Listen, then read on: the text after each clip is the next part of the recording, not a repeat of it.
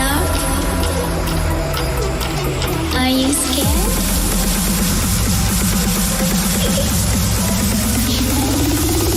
I'm back. Boom.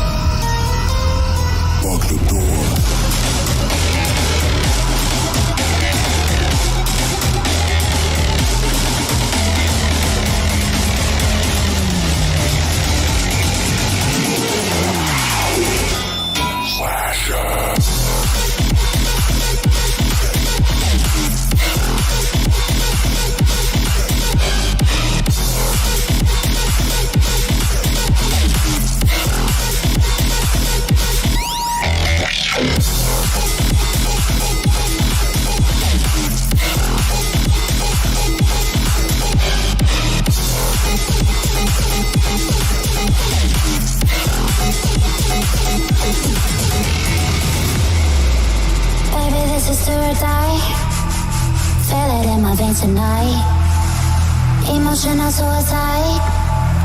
You know it's an eye for eye. I didn't wanna walk the plank.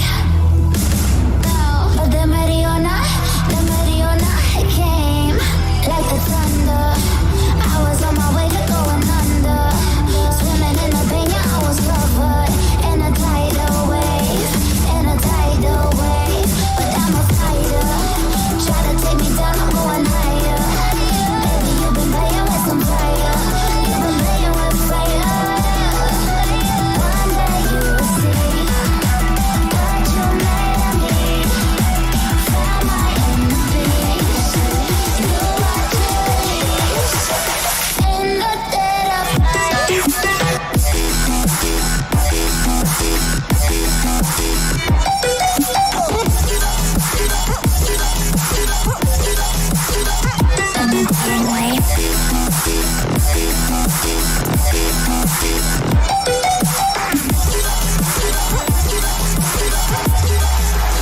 Everyone is scared. Storm is coming, so you better start running. No, you can't control it in my bones. I'm coming for the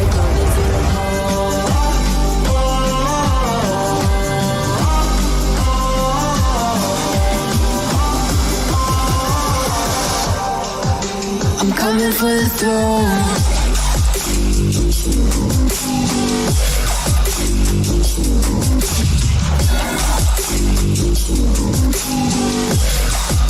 I'm coming for the throne.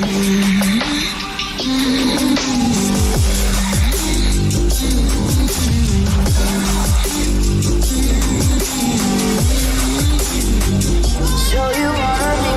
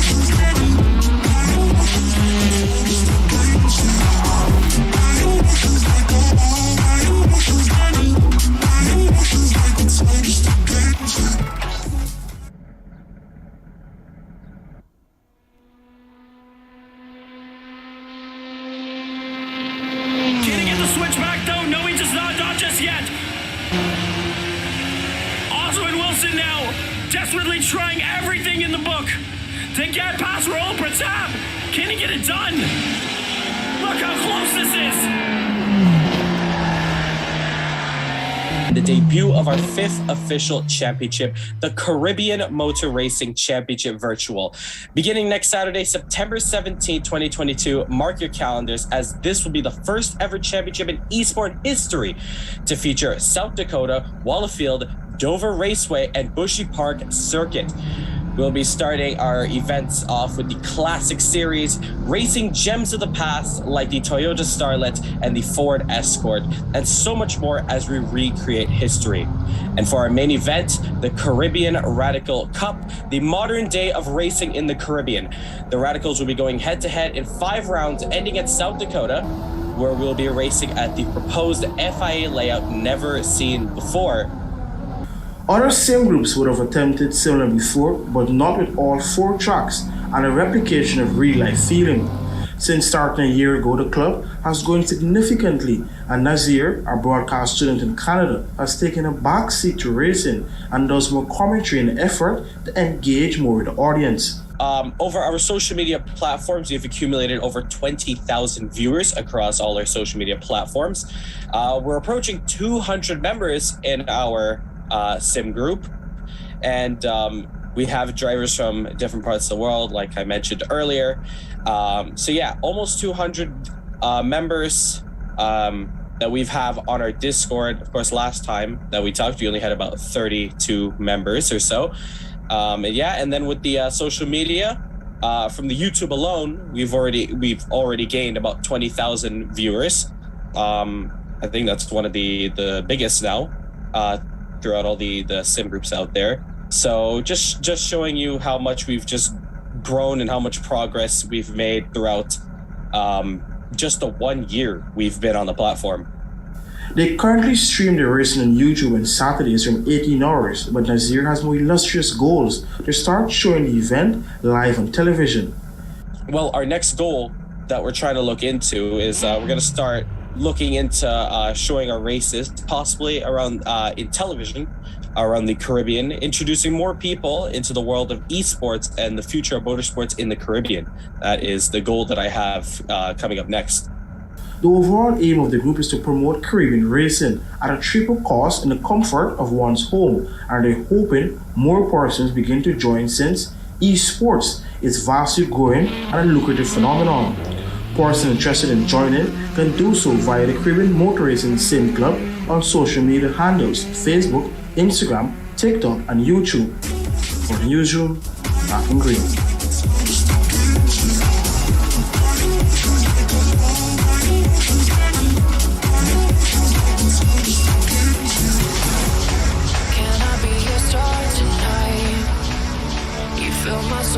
You heard it there first. Next week, September 17th, the Caribbean Motor Racing Championship. The very first ever championship to feature the 4 iconic tracks of the Caribbean: South Dakota Circuit, Wallafield, Dover Raceway, and Bushy Park Circuit. And we welcome you today to a fun event for the first time in a long time.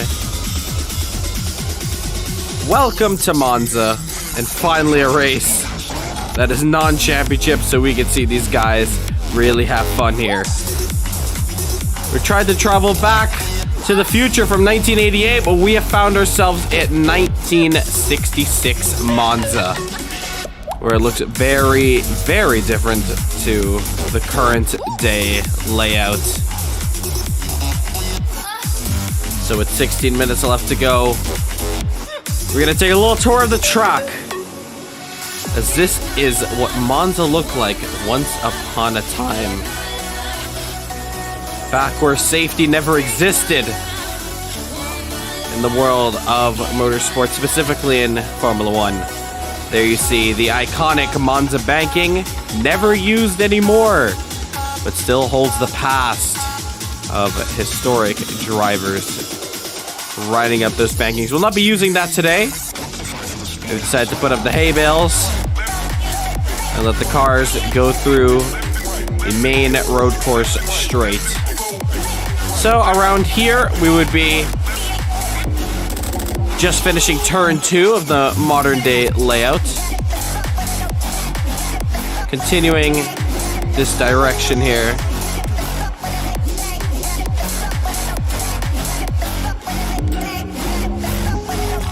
Going around the long right-hander there.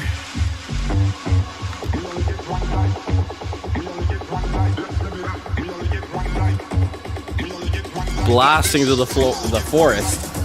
This is truly completely flat out. Way more flat out than you find at Hockenheim last week out. This track is insanely quick.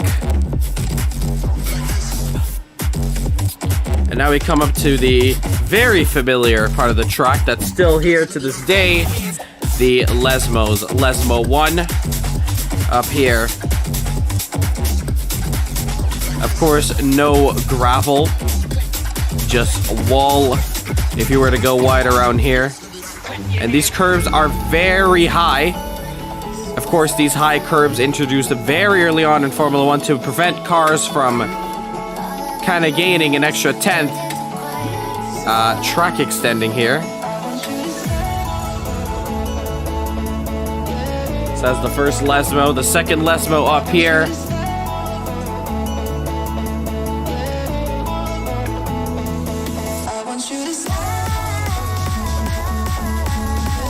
And then back on another straight here. A DRS zone on the current layout.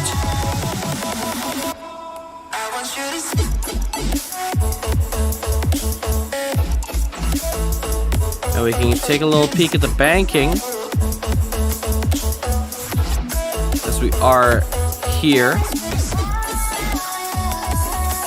And here is the bridge that the cars go under. And there you see basically the soap bowl of the banking here. Very, very steep. Take a look at that. And these are cars going flat out around these bankings here. No lifting at all. Continuing on, here is where we would find the Ascari chicane. But in the old days, it was just a flat left-hander. No room for error, really. Very difficult to make any sort of errors here. Here we are crossing over the junior layout. I believe that's where the hay bales come back on track. Oh, no, this is the... just coming back onto the junior layout. Still present to this day. But down the back straight. Still completely flat out.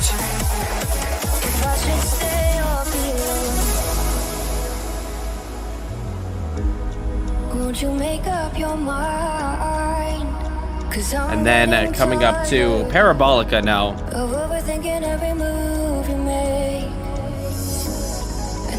We'll take the drone a little bit higher. Take a peek at that.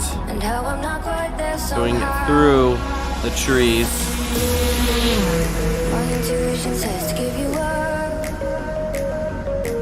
And then coming up back onto the all familiar front straight.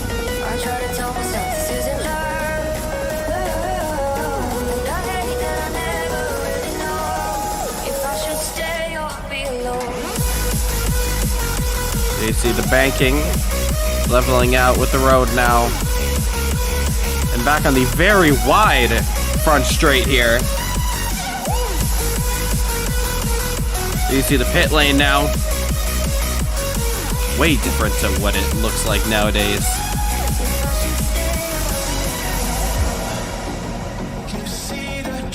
And here are the cars that we will be using. The 2017 Porsche 911 RSR.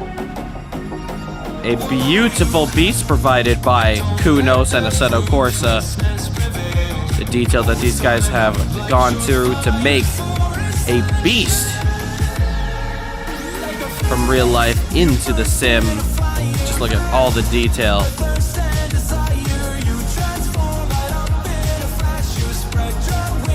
Take a look inside the car here.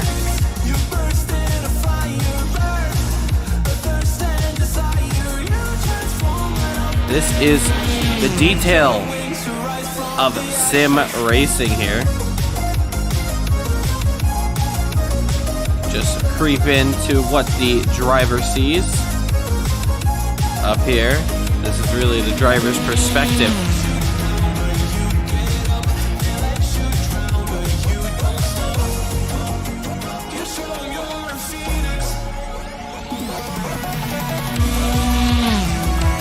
Now let's go watch some cars out on the track here.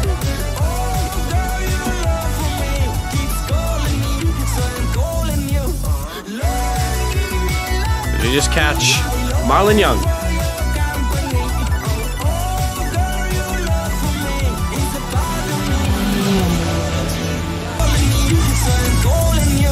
Can't get an audio check here. Did we just catch? Apologies for the echo there.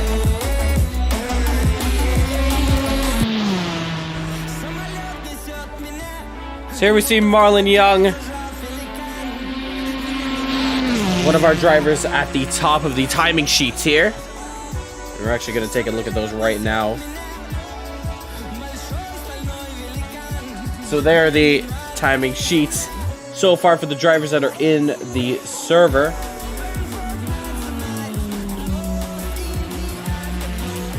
And there is our list.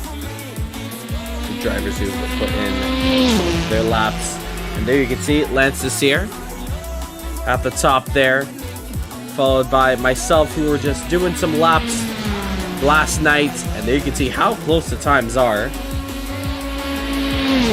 What is that? The top 9 separated within a second. But those are all our drivers who will put in some laps here. So super excited to see how these drivers do in today's race. It'll be a 45-minute race with a rolling start and an extra lap towards the end. Back on to the live scene here. You can see a car just ahead. Ooh, Marlon Young losing it.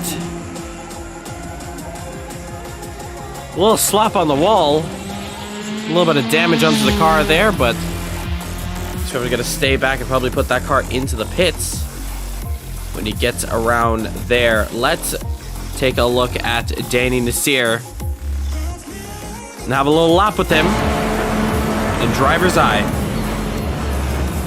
So final corner in third gear.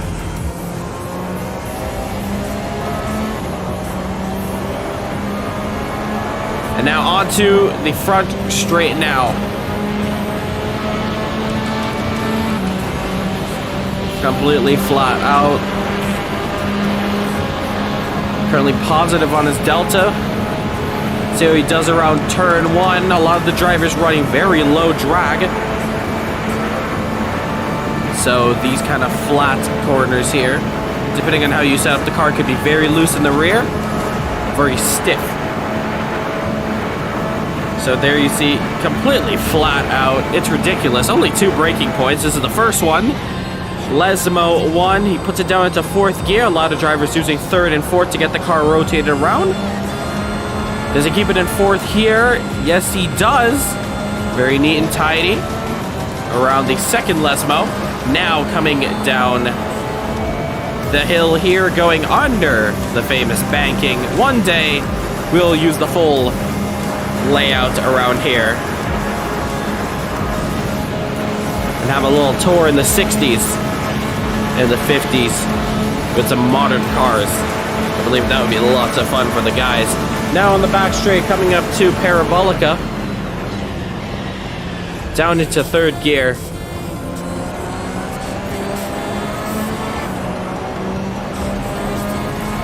Looks like a pretty clean lap from him. Should be better than the time he has so far with a 1:26.7. He's going to come across the line right about now and put in a 126.6. So just a 10th off there.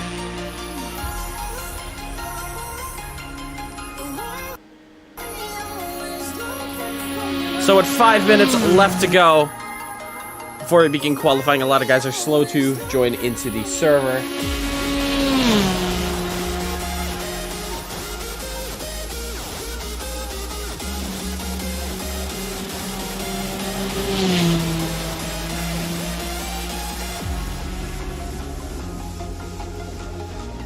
Ooh, Danny Nasir just losing the back end. It looks like a lot of drivers losing it around the second Lesmo. And there you see the car coming to a grinding halt. He's trying to rotate the car. Oh, yes, he is. Flick spins it. Oh, it looks like he's going to put that car back into the pit lane now. You see all the cars into the pits so far who are in the server. Once again, we are expecting double the amount of drivers that are here. I believe that is about 13 to 15 drivers should be competing here today. Of course, non-championship rounds for these guys before we head into our next championship, which will be the Caribbean Motor Racing Championship, which will see all these drivers compete at 4 countries: Guyana, Barbados, Trinidad and Tobago, and Jamaica. 4 tracks in the Caribbean, finally at a championship where we can call home. Check out who is on track there. It is Dylan Morant, the man who had just fallen a little short on the 90s Touring Car Championship.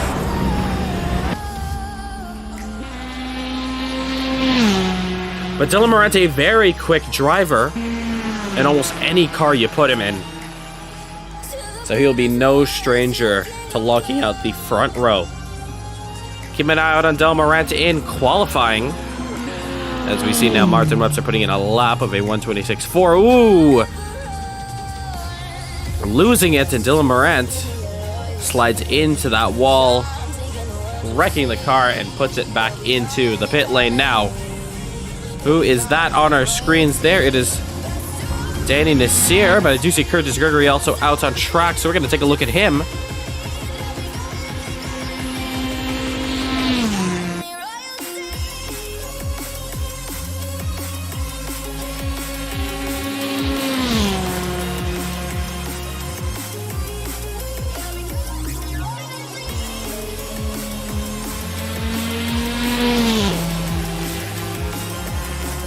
Looking pretty quick so far. Let's actually take a look at the deltas here and the sector times.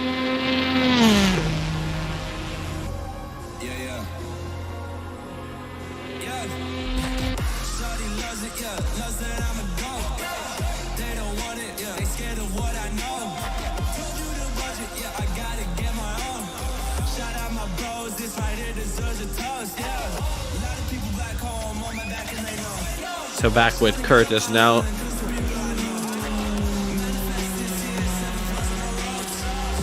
Let's see what he does on this lap. But I do want to stick with him for one more lap. See what he does in terms of sector times.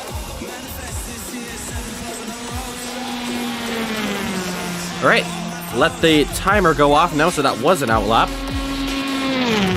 So let's see how Curtis Gregory does around the true Temple of Speed, I believe.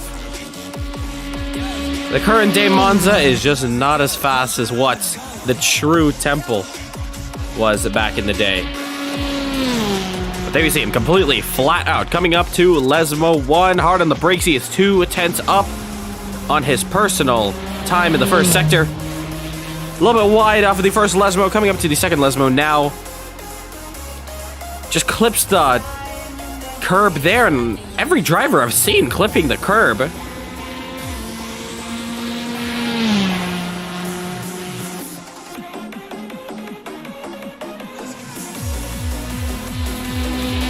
Passing our screens there, Curtis Gregory going through what would be the Ascari chicane And with the contact on the wall, he's going to lose out a lot of time. 2.8 seconds. Let's go find Dylan Morant. He's 4/10. Just under his personal in the first sector. Coming up to the second sector now. Just 5/10 off.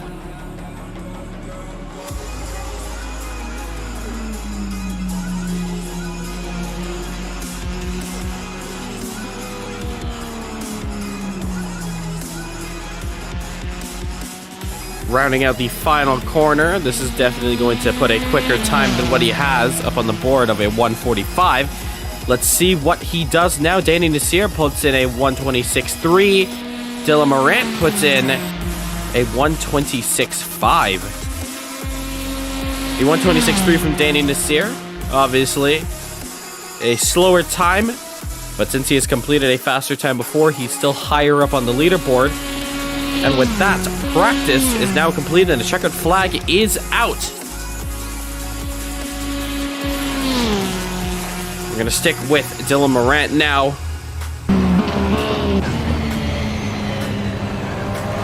Watching the two Lesmos. And in fact, let's pause the music just for a moment and let's turn it up.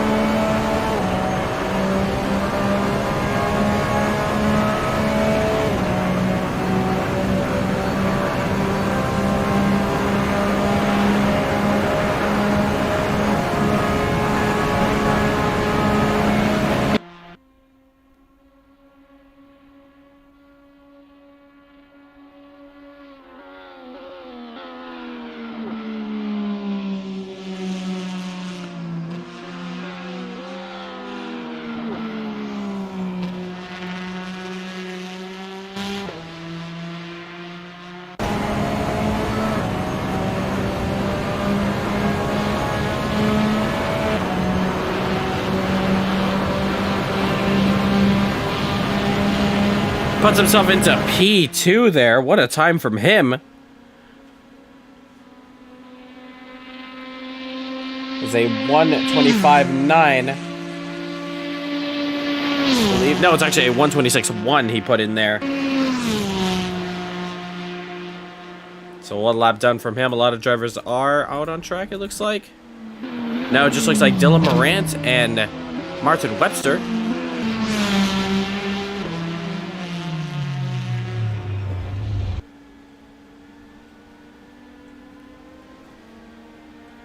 There is Martin Webster, in fact. Last driver out on the track. A couple more drivers should be joining us for qualifying here, as we did start the server off a little bit earlier than normal. Usually we go into qualifying around 5:50. It's currently 5:43 on the East Coast.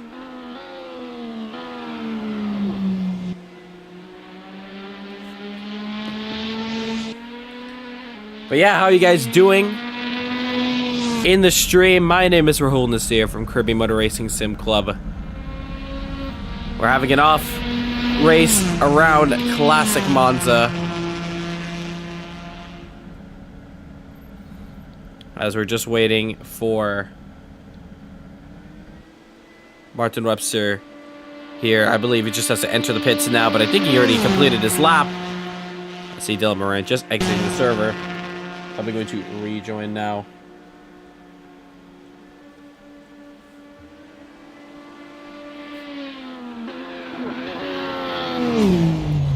And that should be qualifying complete. Yes, it is. We're going to join into the chat now, and let's talk to the guys.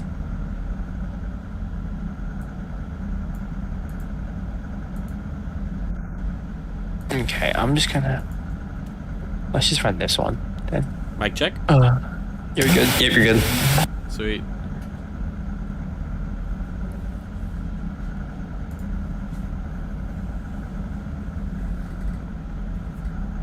How many people are racing tonight? I think 7.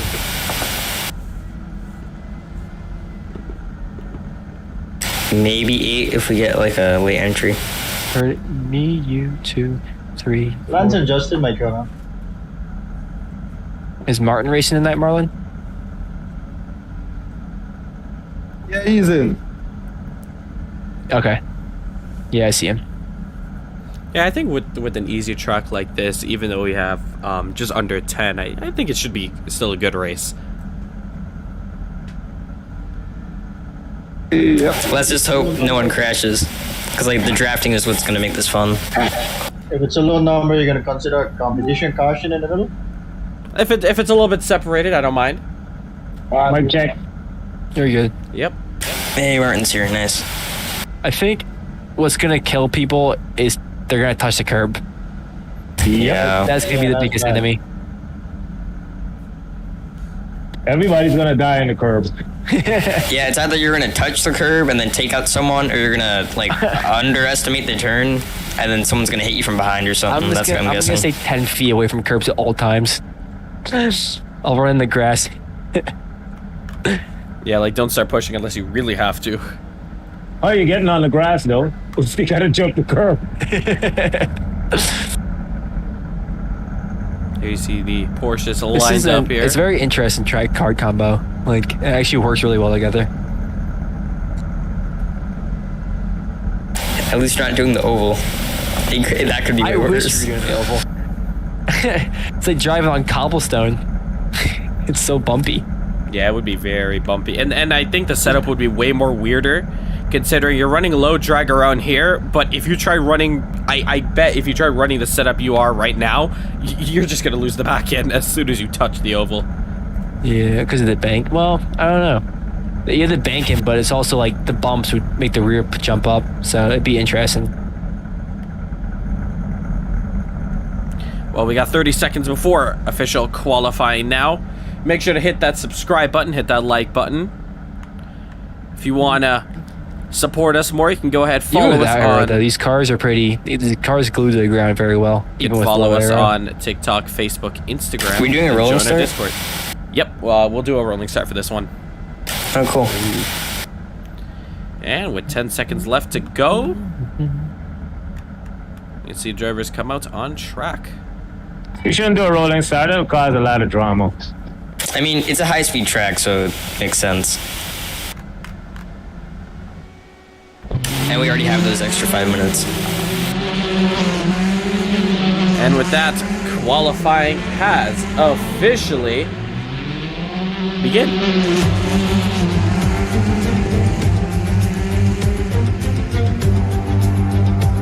And welcome to Monza. I cannot wait to see what these guys do around here. They never disappoint on a Saturday afternoon. We promise you. Although we don't have the ridiculous 20 drivers, we have the talented drivers enough to make this race very much an entertaining one. There you can see how long this track is. Of course, not much detail done in the middle of this track. I wouldn't be surprised if that's how accurate it was.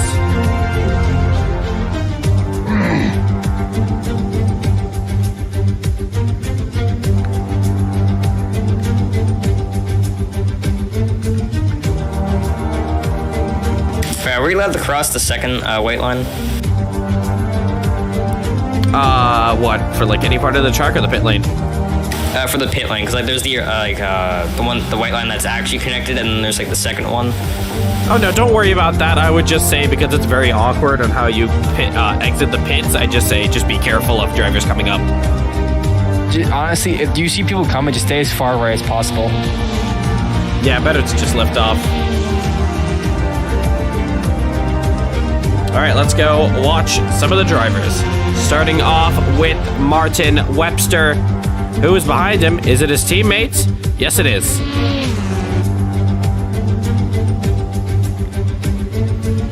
Martin Webster now. We watch him put in the first lap for his qualifying session. These are the dangerous curbs around the Lesmos that all the drivers are going to want to watch out for.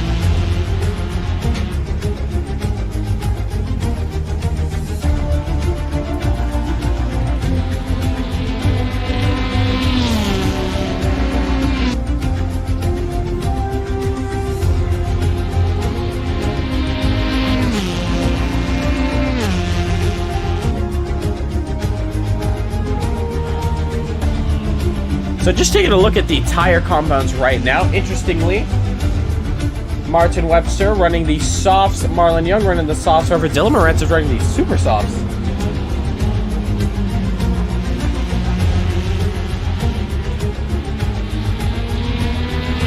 So we're going to see Martin Webster now come across the line. Let's take a look at how the X-Play duo does. And Martin coming across the line there does a 125.498. Actually, no, that's Marlon Young that does a 125.498. Martin Webster does a 126.789. So very interesting there. Now we get to watch the sector times of Martin Webster once again. And we're going to see what he does so far. So there you can see he's 63 thousandths of a second just under Marlon Young. So the times are very close. Let's take a look at Martin Webster. Sorry, Marlon Young. Oh, actually, saying that, he goes right off the track. No slipstream from him anymore. Flat out. Completely. And he is 3/10 just around his personal best, but definitely looking like he's going to improve this lap.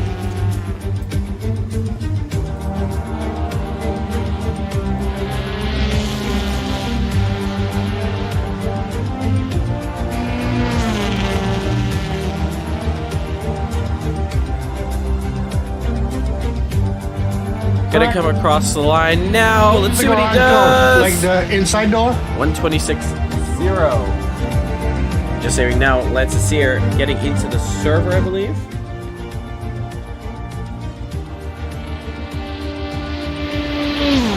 So 10 minutes left to go.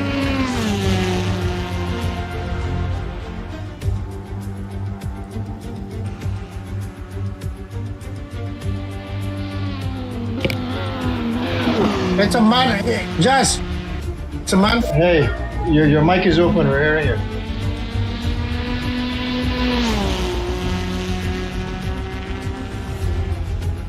So still watching Martin Webster here. Huh? So 44 hundredths of a second, just under Marlon Young. Car one is and just 3/10 up, so we can't get it done through the Lesbos here. Switching over to Danny Nasser on board now. It's going to see what he does across the line. He's currently 7/10 off of the fastest time of a 125.4. That's going to be a good one to chase. It's a 126.7 from him. Dylan Morant now we watch just 4/10. Just under his personal. Does he keep it flat out? Just about. Very close to the wall there.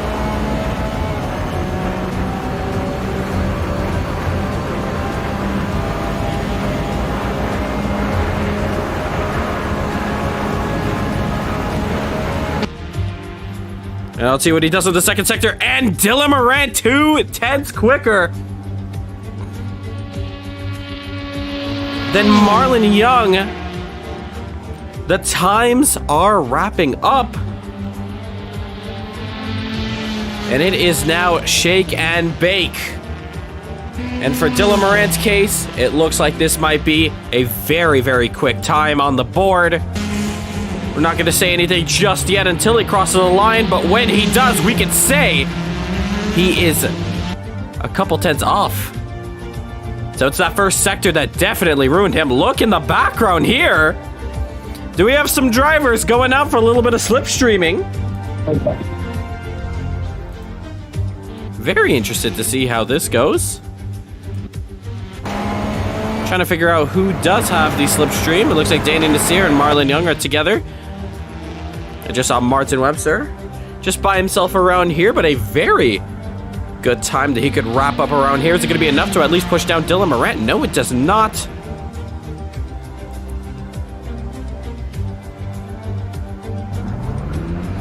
He's going to put that car back into the pits there. Let's watch Danny Nasser now. currently behind Marlon Young. But Dylan Moran putting the second fastest sector around here, but not doing the fastest as he could around sector 1.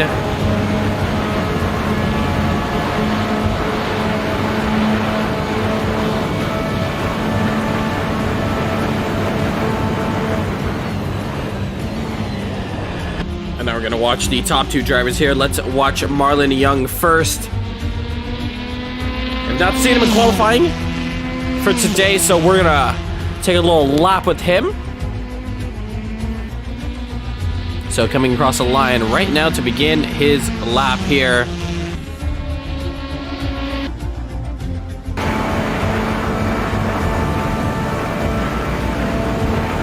So on our mounted GoPro in the car here,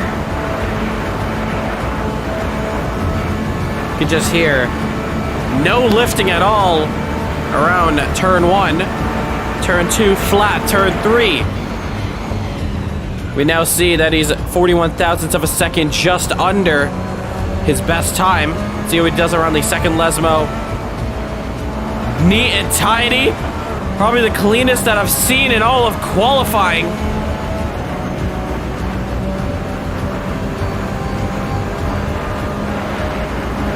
Going under the bridge. Going through the flat left-hander. Coming across for sector 2. It is 2 tenths quicker. Marlon Young has one more hard braking zone to go. Is this going to be a lap that he could improve and extend his pole position?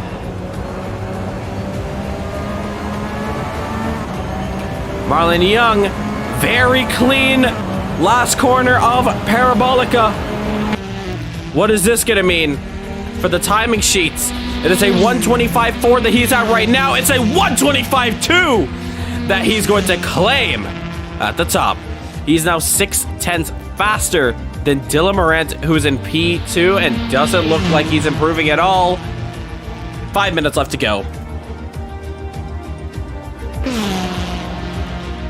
Danny Nasir now, we watch.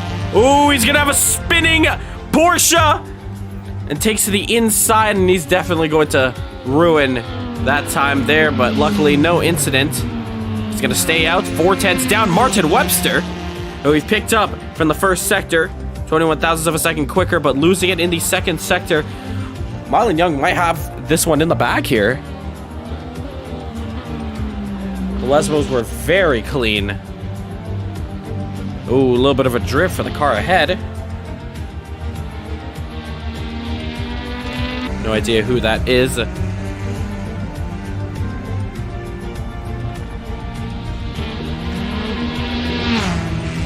That one probably was Martin Webster then. Marlon Young, bit of yellow flags, takes the car into the pits. Who is on a flyer? Dylan Morant does not, parking that thing into the pit lane. Now we're going to start seeing the final runs of these guys. Putting the car into low fuel. And going off for one last fast run.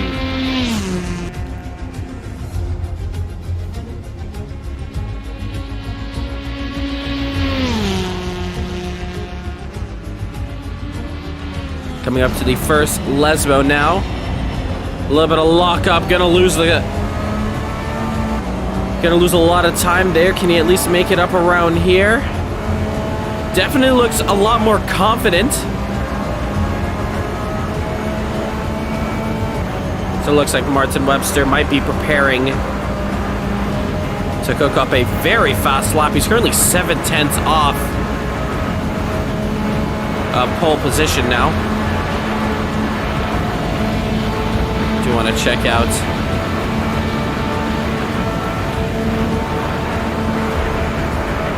the other times that are on the board here? Oh, just losing the back end. Oh, he's going to spin that one completely. Dylan Morant, also yellow flags. He's parked it into the corner there. Hearing a bit of mic feedback coming from Danny Nasir. But doesn't say anything over the radio. 2 minutes and 30 seconds left to go. Comes across the line to begin a lap. We're going to come back to him. We see Dylan Morant trying to slot in behind. How close is he going to get behind? Is it going to be enough to at least get a tow from Danny Nasir? Find out shortly. A lot of these guys getting ready to put in some fastest laps. Curtis Gregory. Ooh, very close to that wall there. 2/10, just slower in the first sector. Let's watch how Danny Nasir does very wide around the first Lesmo. Is it enough to at least clean it up in the second Lesmo? Now it's a little bit shaky on the wheel inputs. And not as quick as he would like to be. Dylan Morant has closed up behind Danny Nasir. Will this be the key to help Dylan Morant put this car on pole? It's 1:30 left to go. Any driver now at this point who comes across the line. Dylan Morant, look at this. Yeah, Dylan, I'm gonna hold you up. He's backing off.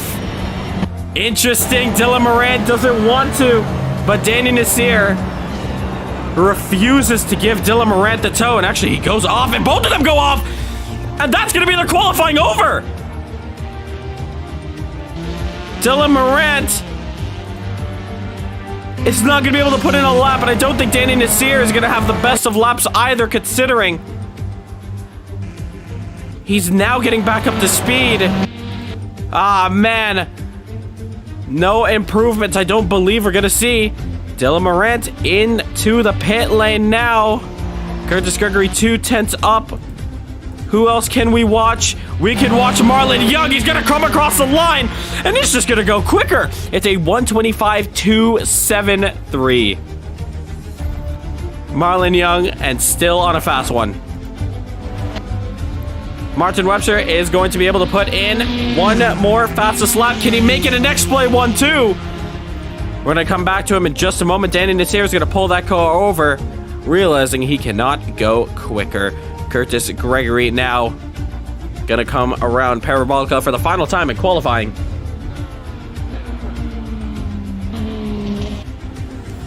Ooh, just losing the back end there, and just losing it a lot more.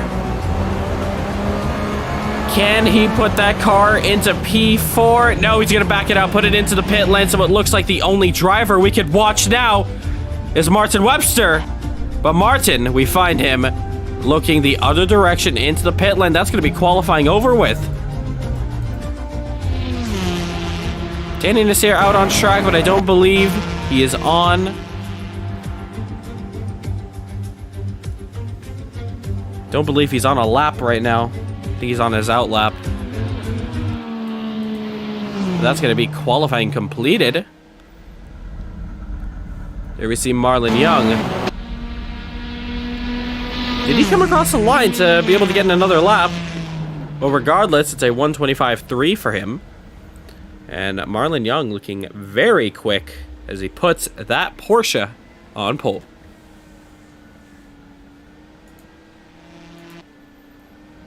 Nice qualifying there. Congratulations, Marlon. That was a good lap from you.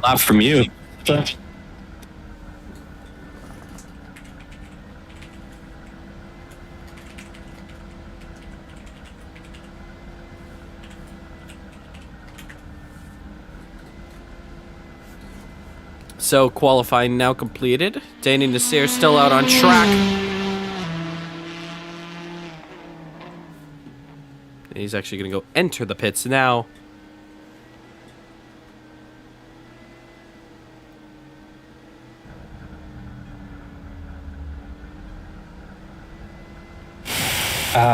Quick question.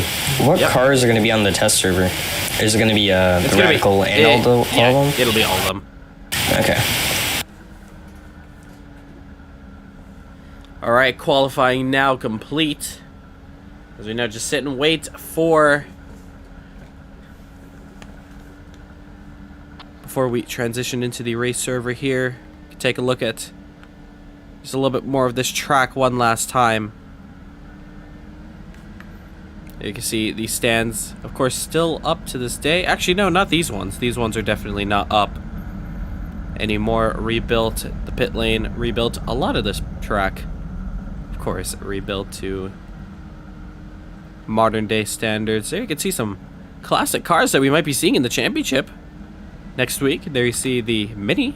Definitely going to be seeing that come through. Is that an Aston Martin or...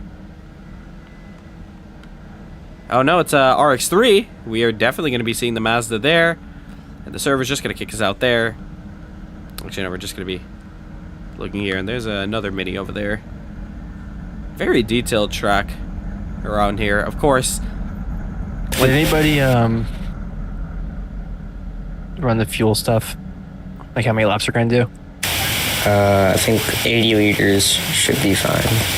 It's a bit of a concern or overestimate, but 5 lap race. Huh? It's about a 5 lap race. Okay, I'm just going to do 37 to be safe. You just hearing the guys doing some fuel calculations. And also remember, it's a mandatory pit stop. Just change your tires, doesn't matter what compound. Good luck to everyone racing tonight. yeah, good luck, and make sure to lift in the draft. I don't know how powerful the draft is yet, but you're probably gonna have to lift. It's like a 5 mile an hour difference, or a kilometer, I mean. Okay, it's not that bad. Well, you're also going to have to suit your gear ratios for that. But from my understanding and from my setups, I found out that if you make 6th gear pretty high, it's definitely going to slow your acceleration down. So it's up to you if you really want to have the top speed advantage. Standing start, right? I think rolling. Yeah, well, it's up to you guys. We could do any. I feel like rolling would be better since you already have the extra 5 minutes. Standing start. Standing, I go for standing. Yeah, because we open up so much speed going into summer. If we do rolling, we're going to be lying. Standing start, I go for. Yeah, I'm fine with whatever. All right, we'll do it a standing start then. You can pit any time? Yep, you can pit anytime. Perfect. So I have 1 minute and 27 seconds left to go. As we're waiting for the cars to join us on the grid. And one thing you'll see about the grid, it is not going to be 2x2, I don't believe. As we just take a look at these grid formations, it is 3x2 by 3x2. Why back in the day they decided to do this is beyond me. There probably is a decent explanation, but I mean, this is just chaos. 3x2, 3x2. Insane. Of course, nowadays we have the 2x2. Is the race done? No, you're able to join the server now, Jaden. But you're gonna have to join pretty quickly. But we are happy to wait for you as long as you join the Discord server. If also any of our drivers in SimRC is currently watching the stream, we are happy to wait an extra minute or two if you will be joining in. But yep, anyone is able to join in the server right now, so come through. Yeah, I don't read Italian there, but for our Italian group, that is what that says. I'm not too sure if anyone wants to translate that. That'd be awesome. Can I get into drive? You see some old signboards around here, and I think the cars are about to enter. I'm driving, but I'm still in the pit. Everyone is. All of us are still in the pit. We're still waiting for the countdown. Oh, okay. Now you can go. You didn't miss anything, don't worry. Wow. That's a fun grid. What is this grid? Cars behind me. Yeah, Where's it's Marlon at? 3x2 by 3x2. Oh my, wait. Is there someone to the left and right of me, or am I by myself? Or is Marlon to the left of me? Dylan, you're in the middle. Oh, great. That's fun. You are in the X-Place sandwich. Yay. I don't even see Dylan's. I'm at the front. Oh. Between the two speedy boys. Yeah, my real time is out. It says I'm in 8th at the moment. I think we also have Jaden Harrison. He's just joined the server and he's at the back of the grid. It's showing me in 3rd. Nice. Welcome to the front. You're not in 3rd. No, not first. Yeah, first, I know. I can see 3 cars in front of me. I know.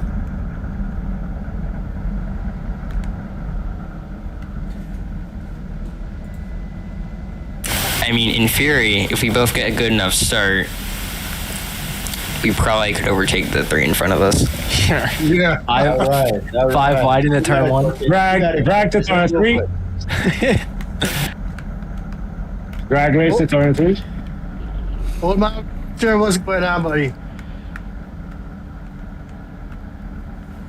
Oh, you don't want to pick Aldo.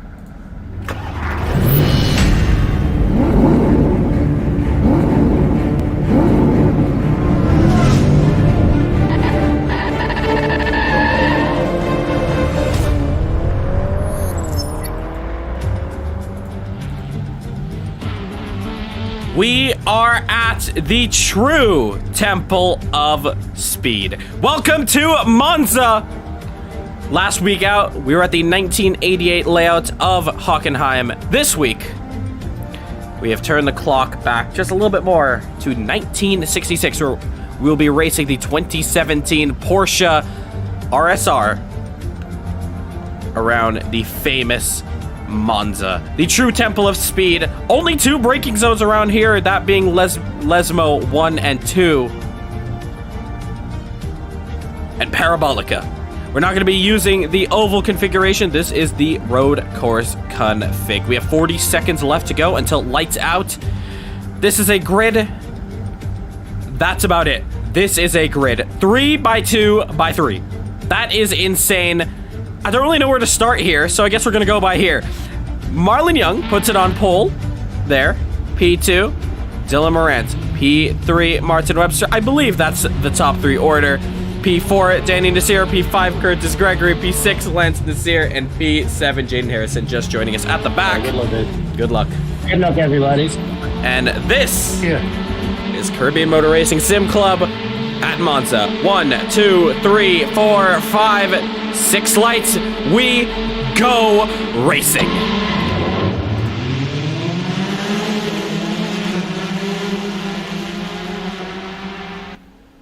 Oh, I am terrified right now. Turn 1 coming up now. Let's see if the guys survive. They all start scrambling up. And let the real racing begin. I don't hear anything bad. And I see everyone. They're all clean. Coming up to the first real braking zone now. Dylan Moran, can he put it on the inside? Oh, I do hear a car spinning in the background. I did not know you were going to break that early. I'm so sorry. I saw you dive on and that's why I backed out. Oh. Yeah, But they're the front guys up ahead. So ooh, losing the back end there. Ah, it's Jaden Harrison. Just lose it out, but they're your top 3. What in the world is this race going to be like? Dylan Morant following behind the 2 X-Blade drivers.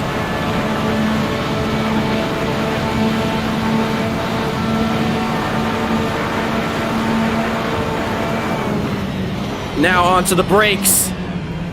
Ooh, looks like Martin Webster going a little bit wide. It's gonna be a drag race onto the front straight. That could make or break on a final lap, that's for sure. But side by side across the line, Martin Webster is gonna stay ahead. Some positions being made. Jaden Harrison just getting the overtake on Curtis Gregory. Possibly Curtis making a mistake here, but the pack at the back all separated really and have a bit of a task to catch up. But Marlon Young a second ahead of Martin Webster. And Dylan Moran is not going to want that at all. He's going to want to get ahead as soon as possible.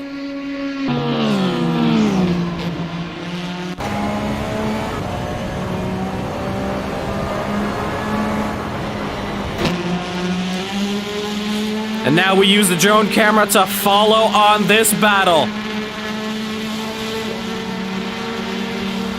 Positions being made, it's yellow flags, it's contact. All right, virtual safety car, no overtaking, no overtaking.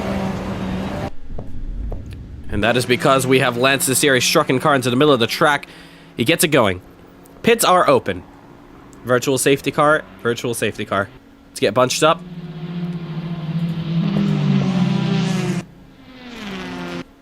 Leaders are approaching the final corner.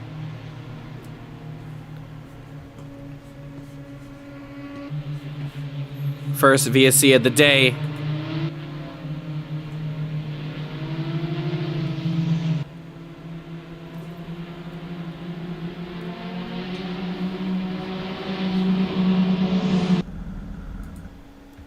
We still stay yellow. We still stay yellow. Pits are open. And I believe we do see a car coming into the pits. Who is that? It's Jaden Harrison. So reminder, pit stops are for mandatory tire changes. You must make at least one in this race. So Jaden into the pits now. Lance Nasir driving very hard to catch up to the pack. Let's see how quick the stop is. It's very quick. And he's already back out on track. Are we coming right or wrong, or are we going to go anytime? I'll let you guys know. We're just waiting for everyone to bunch up first.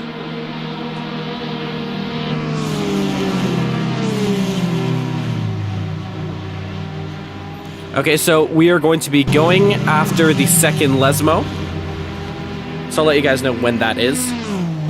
That is about 2 corners ahead of you when you get to that straight. Oh, I thought that was the guy from the Bugs car. So everyone... Tires are cool, guys, so just be careful. Alright, get ready. Wait for my cue. When we go racing again, get ready.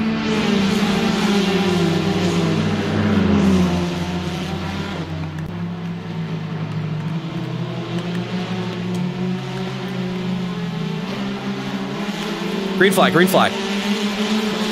And they go racing once again. I believe Lance Nasir was a little bit far behind from the restart there.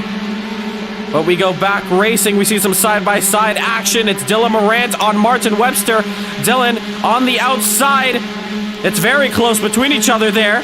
Looks like Curtis Gregory might favor his chances, putting himself on the inside of Danny Nasir. It's about to be 2x2. Yes, it is 2x2. Coming into Parabolica, Curtis Gregory backs out, as well as Dylan Morant. Martin Webster, a little bit of lockup onto the outside there. Dylan Morant is going to have a better run. Coming onto the front straight now. We look behind them. No sign of Curtis Gregory. Probably way more slower. They probably wanted to.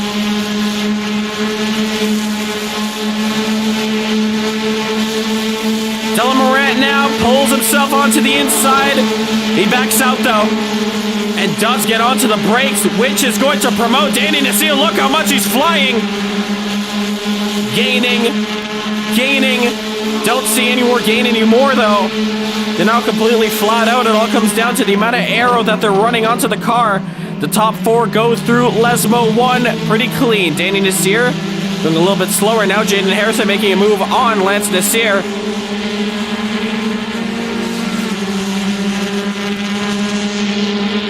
But it is your leader up at the front. He is 6/10 ahead. It is Marlon Young, who's ahead of the pack now. You see the guys in the back trying to make up some time desperately. There you see some more side-by-side action.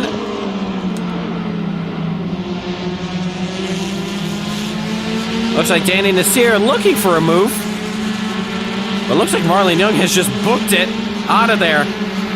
There you see him.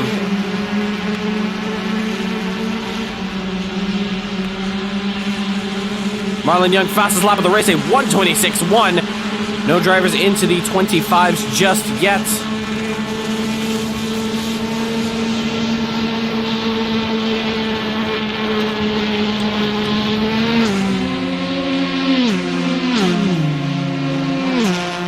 There you see Curtis not too far behind from the pack. We look at the back of the field now. We see Jaden Harrison.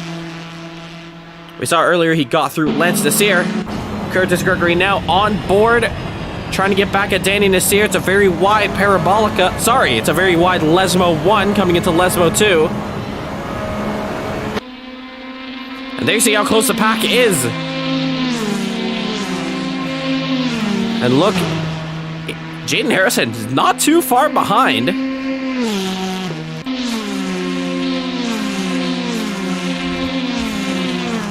One thing I do want to check out are the gaps between each other. There you see on the pit stop board, Jaden Harrison making the only stop of this race, but of course,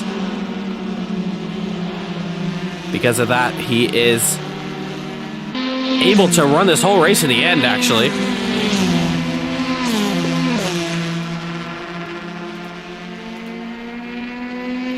Taking a look at the tires now, looks like Jaden went for a set of mediums. Everyone else on the softs, Lance is here, also on the mediums. So it looks like the soft tires could be the way in this race here. We already know about pit stops. There you see Martin Webster making up one move in this race. Jaden Harrison making up 3 positions in this race, but of course in 6th position right now, so doesn't really matter at the moment. But there is your battle for second, as it is right now.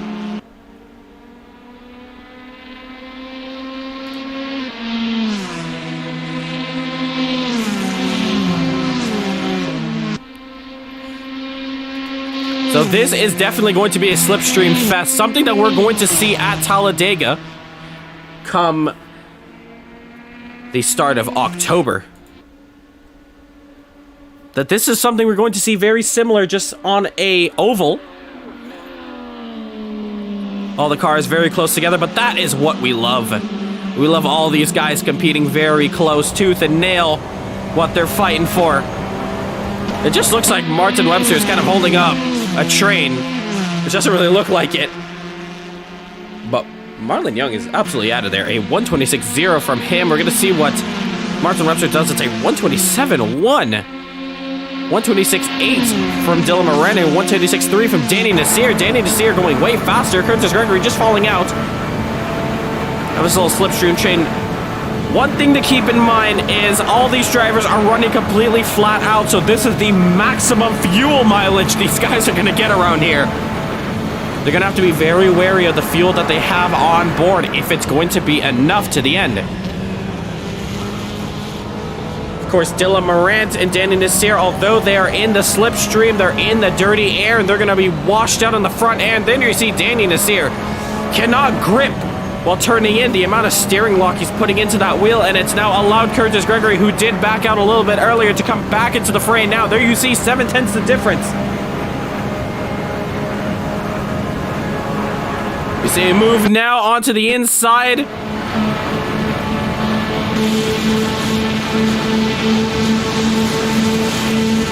And now ultimately Dylan Moran's going to be on the outside for Parabolic. God, no! Can he save it? Not really. Oh, and Curtis Gregory's also going to join him for a spin. The 2 Americans. Oh, what is this going to look like here for Jaden Harrison? Oh, man. I don't think we touched there, Dylan. I wasn't trying to. I hit the grass and got sideways, but my car's fine. I'm sure yours is as well. And drama begins to fill the air. Dylan Morant with a little spin. He does save it, though. And knowing that he's a very quick driver, he's going to be back into this fray in no time. Jaden Harrison is going to say thank you for that position, and Curtis Gregory is going to want that back. 2 positions almost for Jaden Harrison there. He's closing up that gap. Now he's about 5 seconds away from Dylan Morant, but it is your leader, Marlon Young, who's been dominating this race so far. Martin Webster in P2.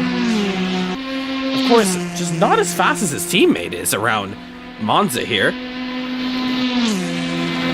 Danny Nasir is going to close that gap up. But how long is it going to take until Danny Nasir can overtake Martin Webster, if he can overtake him? Because if he can't, we're going to see a very quick Dylan Morant, and in the background, a Jaden Harrison coming up. On the hood of Danny Nasir, we're going to stick with him for a lap, and we're going to watch that delta where you can see on the bottom of your screen there, 7/10 the difference. coming across the line now. It's a 127.0 against a 127.8. Martin Webster 8/10 slower than Danny Nasir. Jaden Harrison 127.2 finding his feet in this race.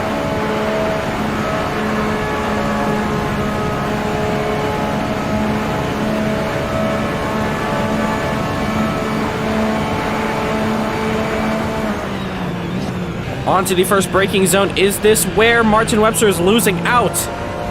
Looks pretty even from both of the drivers. Second Lesmo, and it still looks even. If anything, Danny Nasir losing 8/10 to Martin Webster.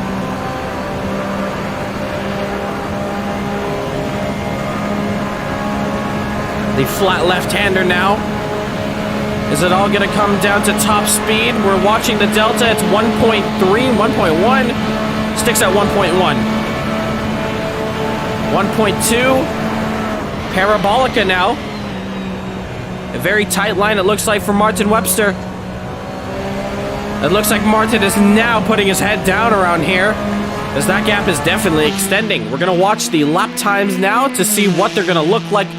Marlon Young with a 126.4 after that lap. Martin Webster is going to come across with a 126.6, with Danny Nasir doing a 127.063 and Dylan Morant doing a 127.066. So it looks like really the battle is going to be Dylan Morant catching up to Danny Nasir. And Martin Webster is now 6 seconds behind Marlon Young. 35 minutes left to go. Marlon Young is going to have a fun one up here, but definitely he's going to want to think about strategy. He needs to make a pit stop, as well as every other driver except Jaden Harrison. Jaden, the only driver to have made his mandatory pit stop. Will he be a threat at the end? I would just say keep your eyes out on that leaderboard to see where Jaden is towards the latter stages of this race. We go back up to the front. Danny Nasir, it's 1.4. There you see the line of Porsches coming around now.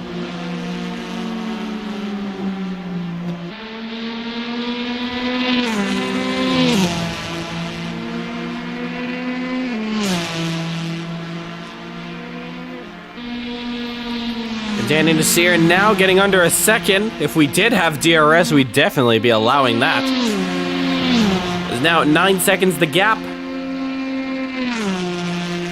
between Martin Webster and Danny Nasir. We keep a close eye on this battle. This is the closest one we have on track right now. Can Danny Nasir reel in Martin Webster for that P2 spot? And I think that's going to tie his best finish position in Caribbean Motor Racing Sim Club if he finishes in P2. Ooh, did I see him go off a little bit? A little bit of a heart-stopping moment for Danny Nasir, but he keeps that car going. Any gap difference between Dylan Morant and Danny Nasir? Doesn't look like it. It's 3 seconds just off. Jaden Harrison still in the 5-second bubble, and Curtis Gregory as well in that 5-second bubble. But it's Lance Nasir who is 22 seconds off of Curtis Gregory.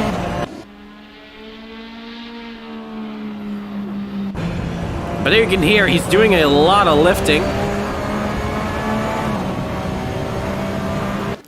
As we see Marlon Young crossing the line doing a 126.5. Let's check out Martin Webster. It's a 126.4. It's going to be his fastest in this race for himself. A 126.7 for Dylan Morant, fastest for him in this race. Jaden Harrison also tuning up the band, about to get into the 26s. It is a 127.027.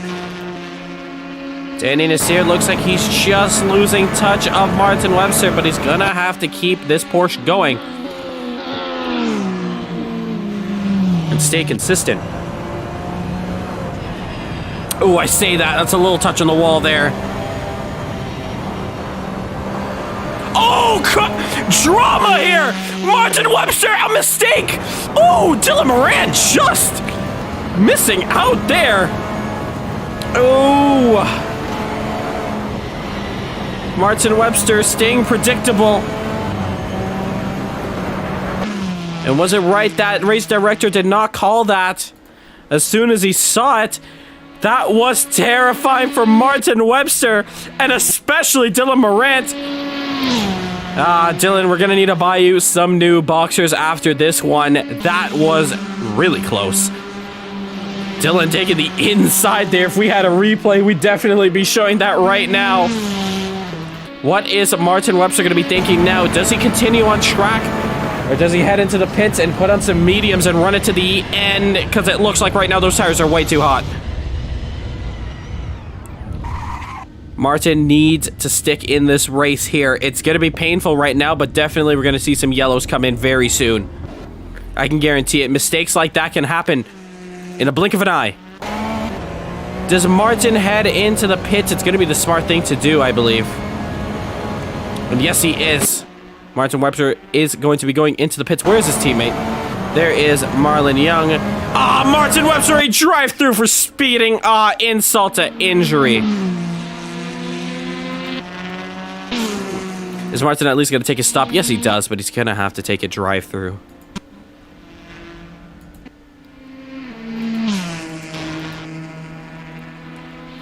I don't know if that drive-through is going to force him to pit between the next 3 laps, or if he does have to, or he can take that anytime in this race. We'll find out. But Martin Webster does come out on track, and his teammate might be seeing him very soon. Yeah, there you go.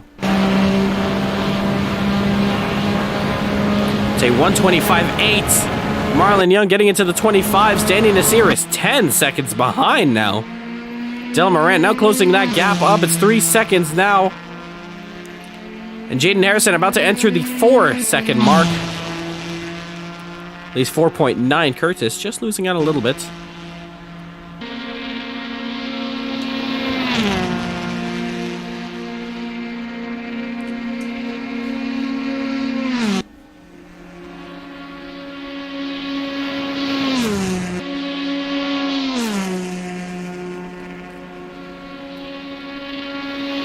Jaden running in a comfortable P4.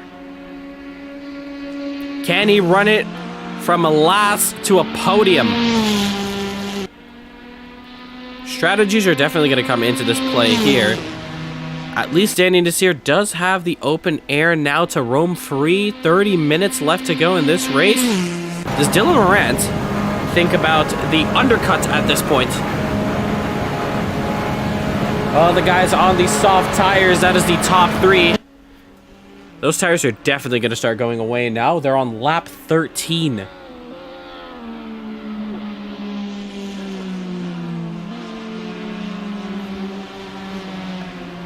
Martin Webster serving his drive-through.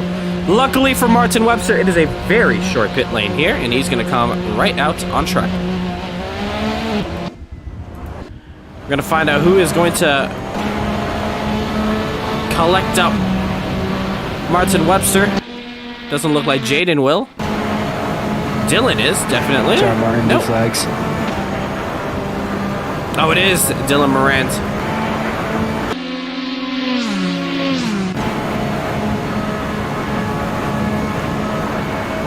Martin running hard. He's on the soft tire. Is he going to hold up Dylan Morant, or is he going to let him go on the straight?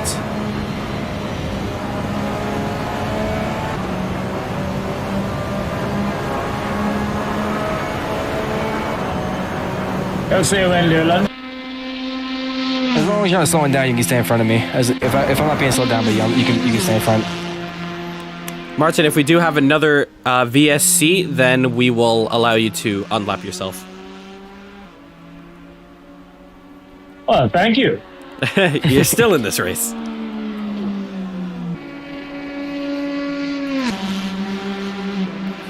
Danny Nasir Looks like he's not entering the pits. I thought he was for a second. When do those tires give out? I am very curious. Dylan Morant, though, is going to have a lovely tow down the front straight. But like Dylan said, as long as you don't slow me up, oh, you can stay ahead of me for all I care. 10 of you guys watching the stream, thank you so much for tuning in. Wherever you are around the world. If you haven't already, make sure to hit that subscribe button. And hit that like button on the stream as well. You can also support us down in the description with the links of Instagram, Facebook, and TikTok. And if you want to get into the action, join the Discord down below. Martin Webster, a little bit wide off of corner exit there. Alright, Martin, blue flags. I'm on your rear. And now Dylan Morant is saying, all right, your time is up. Right side. Yep. Go. My time is now. Go full speed. Round the outside. That car's not that fast. And of course, not for position there. Jaden Harrison is now entered the 4.8 Yeah, I saw. mark there.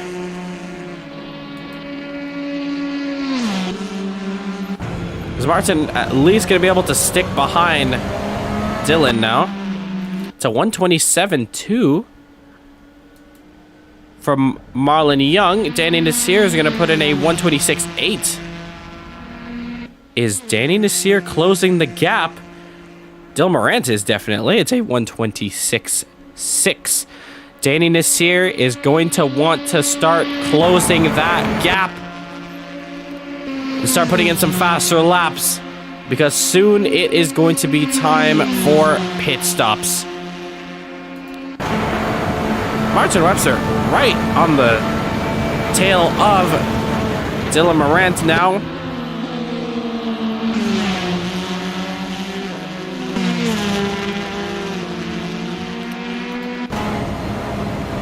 He's going to be running really close. And race director did say he will be allowed to. I'm pitting next lap, Martin, so if you want to pass me on the straight, you can. Oh. Hit the next lap. Interesting. Yeah, I'm pitting this lap. You can pass if you want. Dylan Morant pulls out the sign. He is going to be pitting this lap. And interestingly, he's going to let go of Martin Webster here. Of course, still in the slipstream now. You can see him lifting off a lot. But this is going to be crucial. Does Danny Nasir block him now, knowing that he's going to go into the pits? Oh, yes, he is. But he kind of almost misses the pit entrance there for a second. These guys have not put on... Ooh, and Jaden Harrison, it's the top three. Sorry, from second to fourth. Oh, this is going to be interesting here in the pit lane. A lot of these guys basically entering in at the same time. Who is going to come out on top? We watch the pit exit now. Danny Nasir did enter in first. We're still waiting now. Another driver into the pits. It's Curtis. Danny Nasir comes out. And he's going to comfortably get ahead. Dylan Morant probably doing some damage changes. And Jaden Harrison right behind. Of Dylan Morant there. So a very slow stop for Dylan. And that's allowed Jaden to start closing up the gap now. In the pits is Curtis Gregory. And that just leaves Marlon Young to pit in this race. The question is, when? Lance Nasir does get past Curtis Gregory there. Just wondering.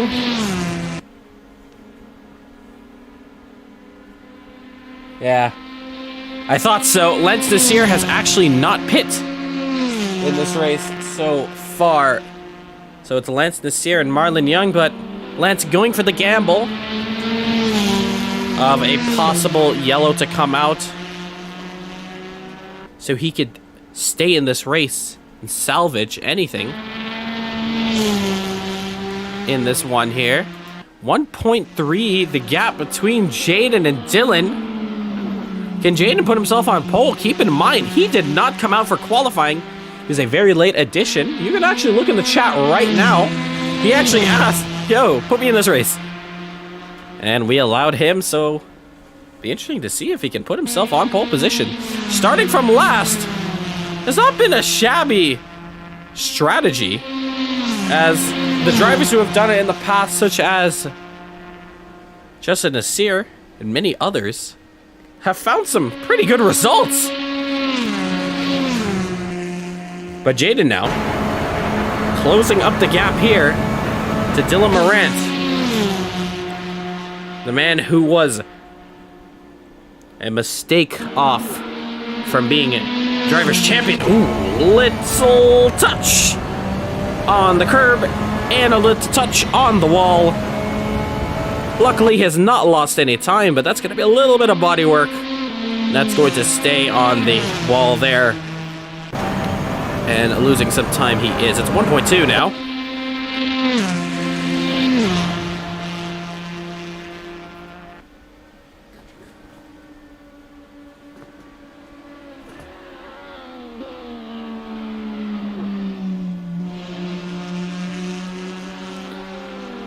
Can we see Jaden close up the gap? He has 20 minutes left to go.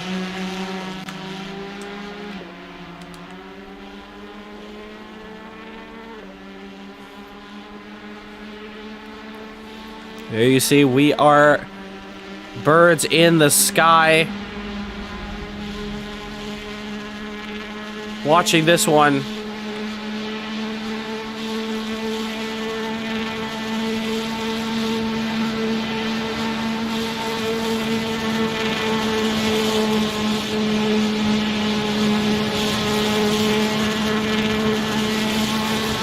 Jaden, 1 second now, he's closed it up.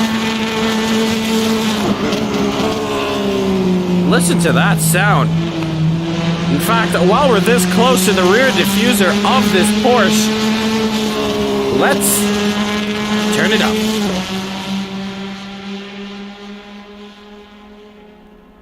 Oh, sorry to interrupt, but Marlon Young is entering the pit lane.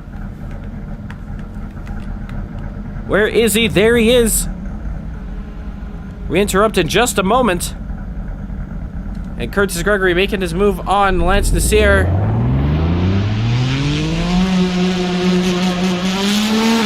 And the stop from him has still put himself 47 seconds ahead of the competition.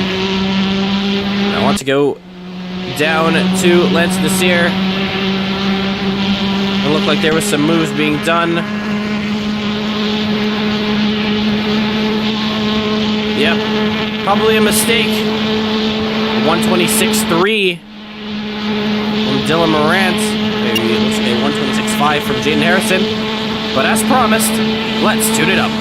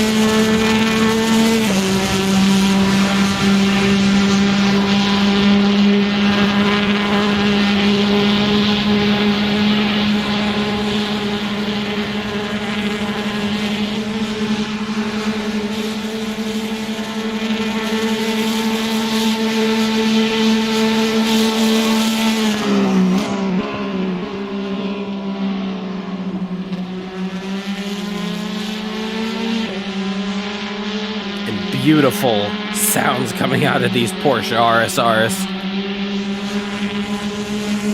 17 minutes and 35 seconds and counting left to go in this race here. It's a 126.3 from Jaden Harrison here. Let's go back with him now. The pack very split apart now. And with these two guys being the closest on track, if there were to be any sort of car collision, VSC would be coming out. 9/10 the difference now. Jaden needs to force Dylan into a mistake. Because right now, Dylan is running very solid.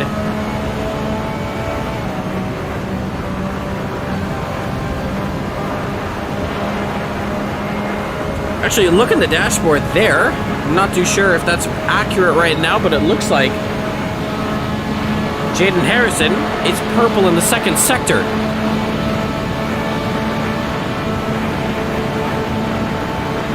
He is, from our telemetry, he is going way quicker than Dylan Morant. Actually, Dylan Morant having a very quick second sector. We're going to find out now on these times to figure out how they're looking so far.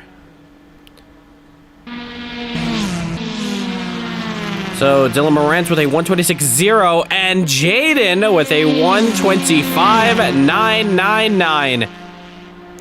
Jaden is closing, although not by much. He is still closing. He has 15 minutes to close up a second. It's very doable. Can Jaden do it?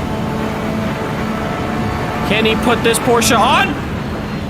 We have some smoke in the foreground. It's Danny Nasir and drama once again. Danny Nasir probably half spinning it. Oh, there's more contact there into the wall. So sorry, look, I came in there on me. Yep, VSC. No overtaking. Martin Webster, go on and get your lap back. Where's Marlon at? I'll check that. Give me a moment. Front straight. Copy. So Marlon, let's go to pit lane speed. Pit lane speed for that, so that's 80. Martin, you are free to overtake. To get your lap back. And we finally see drama. You see right in front of us. Pits are open.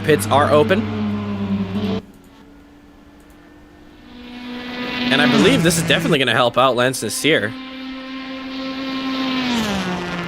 If he does get into the pits.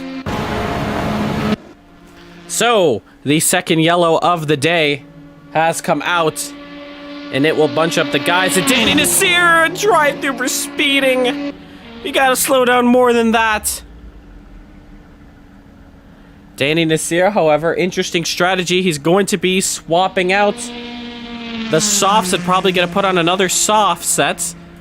We're going to take a look at the pit stops for the tires. Actually, let's look at pit stops. So there you see 2 stops for Jaden Harrison. And now 2 stops for Danny Nasir. Is this the strategy coming into the end of this race? This is going to be huge. What did Danny Nasir take? He took the softs.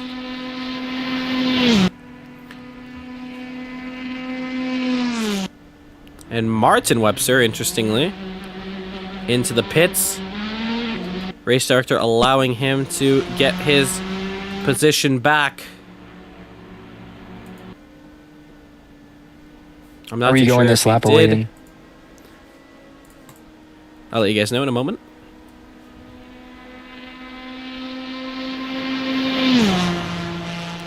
Martin, have you got your lap back? Oh, 12 seconds behind Danny. I'm not sure. I'll keep an eye on it. Just catch up to the pack. Yeah, he's almost here.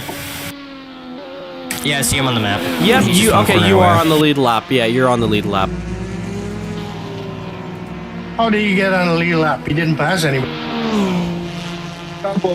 Probably did when the VSC came out. Probably passed up Marlon. Or something.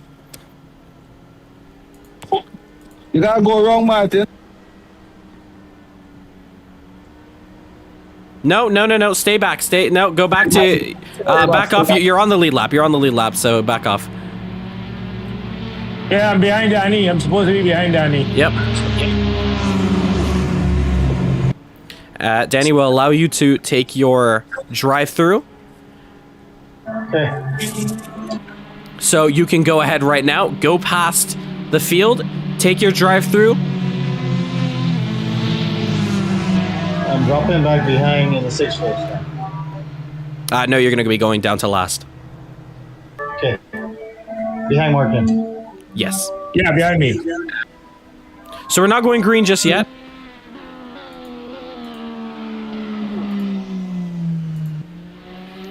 Our race director allowing Danny Nasir to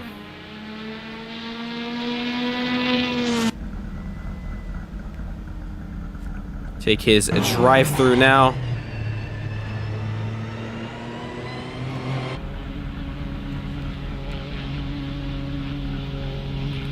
So just wait at the end of the pit lane. You can come to a full stop. Green flag, green flag.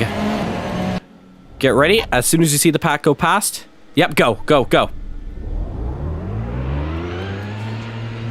Oh, and Lance Nasir gets a drive-through for speeding. Interesting. There. But they go green flag once again. And it looks like Dylan Morant on the inside. Cold tires, guys. Hey, you hear Jaden Harrison saying gold tires. And look how close this pack is. 10 to go. On the inside, Dylan Morant. Yellow flag, yellow flag, yellow flag. Horrible crash. Takes out half the field. I think you're going to stop that early, Marlon. Oh, huge crash. Oh, my God. We saw Dylan Morant go airborne there. And Marlon Young has gone from the top, dominating this race. Martin. And now reversing in 5th. Where what? Where did you and I come from? The boss. And in a turn of events, Martin Webster and Dana Nisser are 1-2? What is going on here? What are you doing, Martin? You're going in the grass. I'm looking at Marlon and then looking while going. Yeah, I know. I did the same thing just now. I was watching times to see where everybody was, and I went off the track. Not too sure what the back markers are doing. Back there, Curtis and... Should I still be waiting for Marlon, or should I just go? Just go. Yeah, let's just catch up now. Any bad damage? Probably. I hit the wall really hard. Do you have... I don't think there's much damage with the yeah, my wheel damage is pretty low. My real life wheel is all messed up. I need to reset my wheel. It's turned at like 90 degrees. Are you able to do it in the pits? Oh. Yeah. I just can't. I can't do it while I'm driving, else I'll rear-end Danny. All right, go ahead.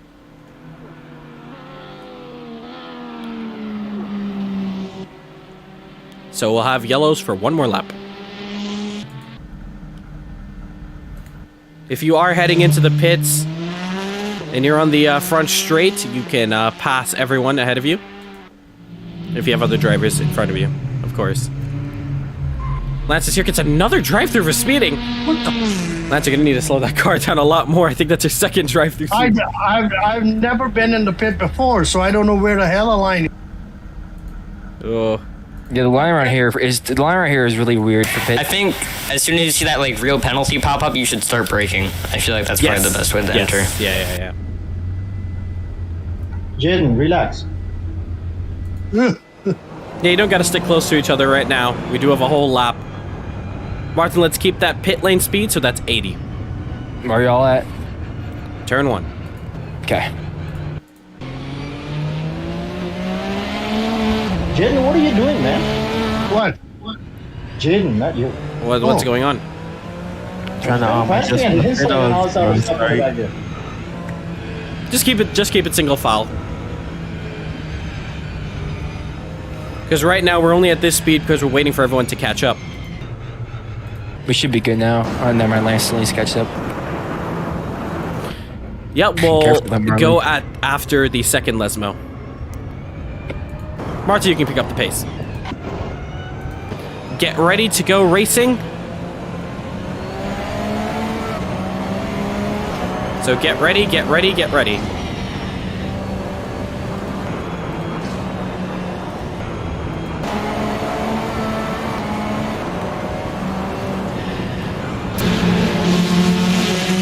Green, green, green.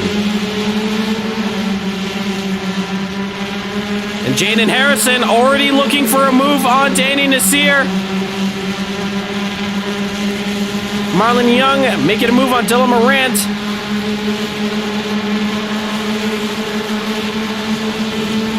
Jaden now on to the inside of Danny Nasir. Nothing Danny can do. He's just a sitting duck.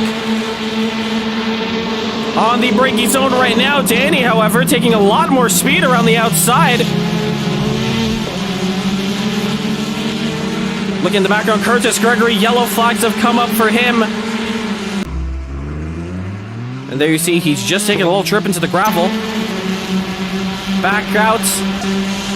It is Martin Webster at the top, and let me tell you this, if Martin Webster can pull this off, what a miracle it would be. Lance Nasir into the pits, taking his drive-through penalty. Of course, we are running out of time here in this race, so there's not much time we can spare around these cautions.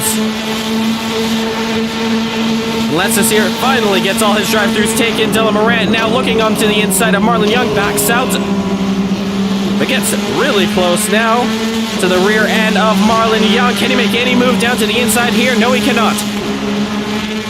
Dylan Morant is going to have to be very patient around here.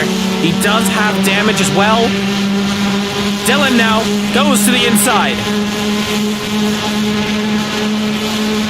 And they touch a little bit.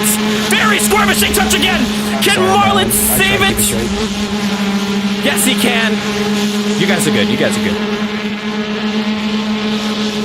But Dylan Morant, a little bit of argy-bargy there, just a little kiss onto the inside there, but they keep it racing. We go back up to the front. Martin Webster is not pulling away. 80 kilometers. Yeah, 80 kilometers. German miles per hour. It's 50 miles per hour. All right, there is your top three there. This is a very good battle for the lead, but if you see in the background, don't count Dylan and Marlon out. They want their top two back. 4 minutes and 25 seconds left to go. I hope we can keep it green to the end. Can Danny Nasir get his first win in CMRSC? Can Martin Webster, after damage, after pitting, after getting lapped, pull the upset and get a win for X-Play? Can Jaden Harrison, who did not qualify today, put that car on the top step of the podium, starting last to first? Or can Marlon Young, from the back, put it back up to the front? We're going to find out now. Dylan Morant is in that same scenario, all to play for here. Coming to the closing stages in this race, it's 6 tenths the difference between Danny Nasir and Martin Webster. None of these guys cannot afford a single mistake. But the top four is very close. Danny Nasir now losing a little bit out to Martin Webster. Jaden Harrison, I can say the same because right behind him it's Marlon Young. I don't see Marlon Young anywhere. It's actually Dylan Morant who's in P4. My apologies there. This is going to be a chaotic finale. The only thing I want to see is a photo finish. I don't care who and I don't care what position. That is what we love to watch here. As the camera goes for a little dip into the forest there, momentarily. It's just two battles to watch, so we just got to stay on this camera up here. And I'm just praying for all these guys. There's no mistakes being done. I say that Dylan Morant makes a move onto the inside of Jaden Harrison. It's a little bit slower around the Lesmos. 2 minutes and 34 seconds left to go. It is 6 tenths the difference now between Danny Nasir and Dylan Morant. Sorry, Danny Nasir and Martin Webster. Dylan Morant is 1.7 behind Danny Nasir. Danny now is closing the gap If you want to think of almost getting his first win, we look back to Road Atlanta Round 2 of the GT3 Challenge Championship. Danny Nasir was leading the second race from Justin Nasir, and it looked to be a miracle at Road Atlanta, and chaos ensued as an engine went out. That's what we're going to call his internet going out. Looking at the gaps now, Danny Nasir just a tenth down. Dylan Morant is pushing. Where is he? There he is.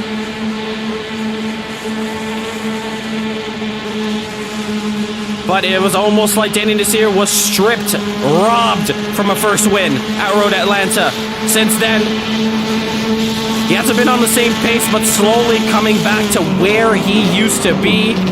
And right now, oh my God, I just saw a little bit of lag there. I don't know if that got picked up on the stream, but my heart froze for a second. If I see Danny Nasir lag or that car goes flying into the air, I will be devastated for him.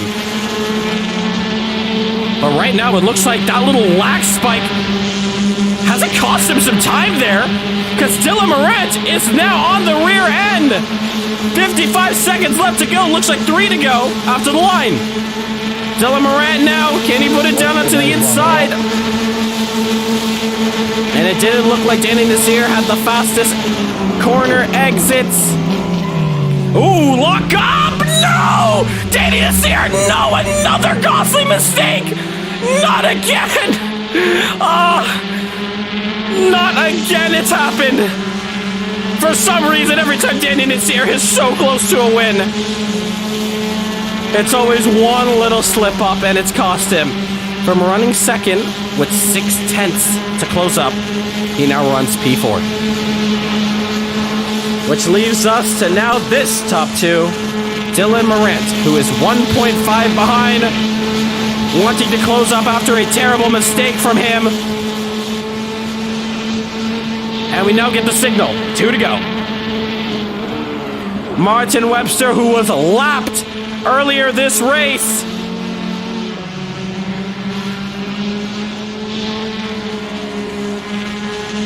Ooh, we do see some positions being made back here.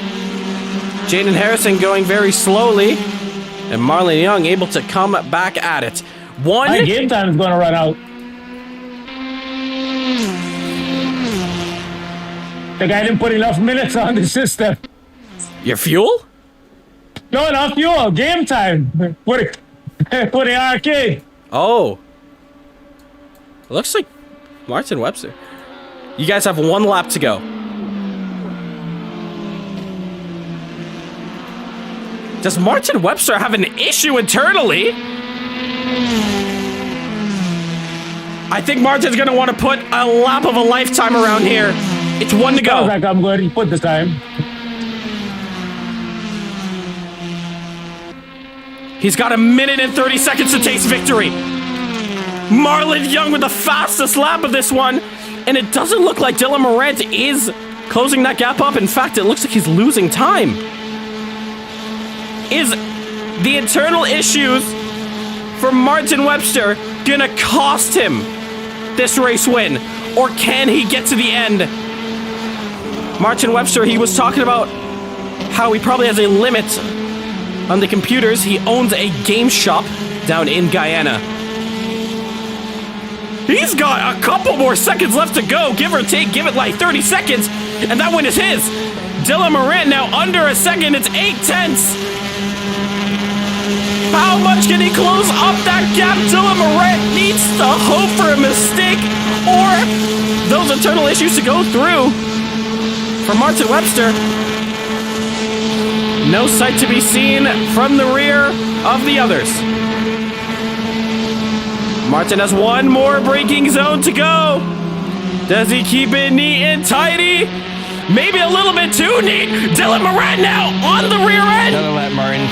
Good win. He's not going to get there in time. And we're going to see Martin Webster is going to win. I think the whole scoring system is good. At Monza. He never passed me. And look at the back here. Jaden Harrison. Can he hold on? Let's leave that after the stream. And Jaden Harrison is going to hold on and take home a podium position. I was catching you too. Another lap, I would have been on your tail. And what a race that is to the end there. Because I know. What a race that was. Yeah, you got like 5 miles. You got like 5 kilometers on me in the straight. Yeah, that's why it was difficult when you and I were side by side. Yeah. But it was nice. Showed where you had the strength versus where I had the strength, but I didn't have the confidence in the car, and that was the problem. I was pushing that car so hard with like 5 minutes ago. I was like, once I saw like catching you and Danny, I was pushing that car so hard. Oh. Yeah, you guys were. These guys were doing. Jaden was doing 25s. He was moving. Yeah, I only started doing low 26s later after I pitched and changed the tires for the final run. So, I don't really know what to say to that. Martin, allowing you to come back from a lap down has helped you win this race. Yeah, it was unfortunate for my teammate Marlon because Marlon had that and the restart, the cold tires into turn 3. And that did Marlon in, but it was nice. But it wasn't Marlon's fault, and it wasn't Dylan's fault. It was just what it was. Yeah, it was cold tires on the restart. That was definitely the issue there, coming up to those braking zones up there. But coming up to the closing stages up there, were you really under pressure from Danny Nasir with about 2 minutes left to go? Yeah, Danny was holding. I was holding Danny to 0.6 of a second, but then we got an announcement over the head comms that we got 1 minute remaining, and 1 minute remaining before the computer shuts down, because these are the arcade computers, and we didn't put enough time in. So we had 1 minute. I was screaming down to the guy that was working the desk to add more time. So I started losing concentration. But then we quickly got back on it, and by then I saw that Dylan Moran was the guy behind me, and I had to start straightening up and flying right because Dylan was coming. Yeah, man. But I'm just surprised that you've managed to put this car at the top step of the podium. I just gotta say, congratulations, Martin. That was an amazing race for you. Yeah, man, thank you. I'm just disappointed. This was Marlon's race. I mean, he was like a second faster than me and just about everybody else. So it's just unfortunate what happened to him. Indeed, yeah. But congratulations, that is P1. Thank you. Now, in P2, we have Dylan Morant. Dylan, you only had about 2 laps at the end there to really close that gap up on Martin, and you got it to 5/10 coming out of Parabolica, but it just wasn't enough. How was that race for you? A lot of ups and downs. Started off the race really well, just chilling in third. I knew that I was not going to be able to compete with the straight line, so my whole goal was just stick behind with the slipstream. And I knew my advantages were through turns 3 and 4, so I just used that to my advantage to stick behind them for most of the race. And at the end, when I wrecked right behind Marlon on the restart, I decided to pit for tires, and that gave me a huge advantage, catching everyone up. And I was running really good laps, pushing the car as hard as I could, and just unfortunately I didn't have enough time. Indeed, yeah. Take us through that incident that did bring out the yellows, though. I was behind Marlon, and he broke a lot earlier than I expected him to, and I went to avoid him, and I did, but I got in the grass, and that's what ruined it all. If I avoided the grass, I think I would have maybe either just overshot the turn, or I would have been all right and just been slow through the turn, but this touching the grass is what ended up ruining and causing the wreck. Indeed, yeah, but you did manage to claw back into P2, and I gotta say I'm very impressed with that. So yeah, congratulations, at least you've gotten on yourself the podium. And in third place we have Jaden Harrison, which, if I'm correct, you were not present for qualifying, but you managed to put yourself on the podium from last to third. How was that race for you? Well, I had no practice today. I just kind of saw the stream, jumped on, hope for the best. My pedals were all over the place. A couple of accidents there by me, and got down on the last turn there somehow. In general, it's a good race. Enjoyed it. Indeed, yeah. Take us through the final lap of that one for you, though, since you were in basically a sandwich with a couple other cars. Yeah, I had some brake bias issues. I kind of like lost the car in turn 3, and I just kind of caught up with Danny there, and just got the inside and got the exit and P3. Not much. P3, yeah, not much to say, but it was a very heroic drive from you. So yeah, congratulations for an amazing drive there. So we will end off the stream from here. Drivers in the Discord, make sure to stay in as we will be beginning our post conference for the next championship. So stay in there. But as for now, you could say goodbye to the viewers. Thanks, everybody. Bye. And what a race that was. Man, I was on my feet, the edge of my seat. I just cannot believe the outcome of that race. Can you believe it? Martin Webster, who had gotten himself into an incident, getting himself into the pits from last, getting a drive-through penalty, coming around, taking that drive-through, now a lap down from the leaders. The yellow came out. He was allowed to get his lap back. And out of nowhere, Martin Webster pulled off the craziest comeback in probably CMRC history.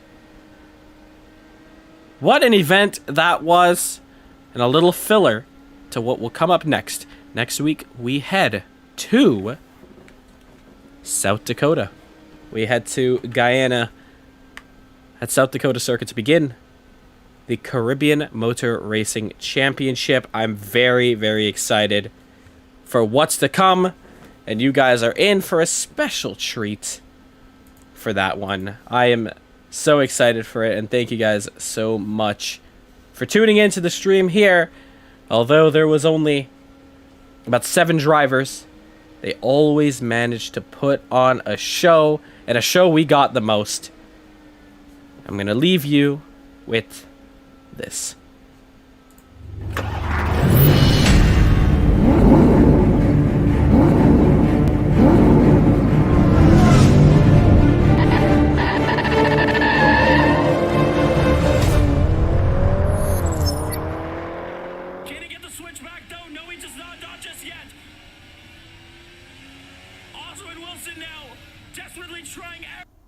Everything in the book to get past Verstappen.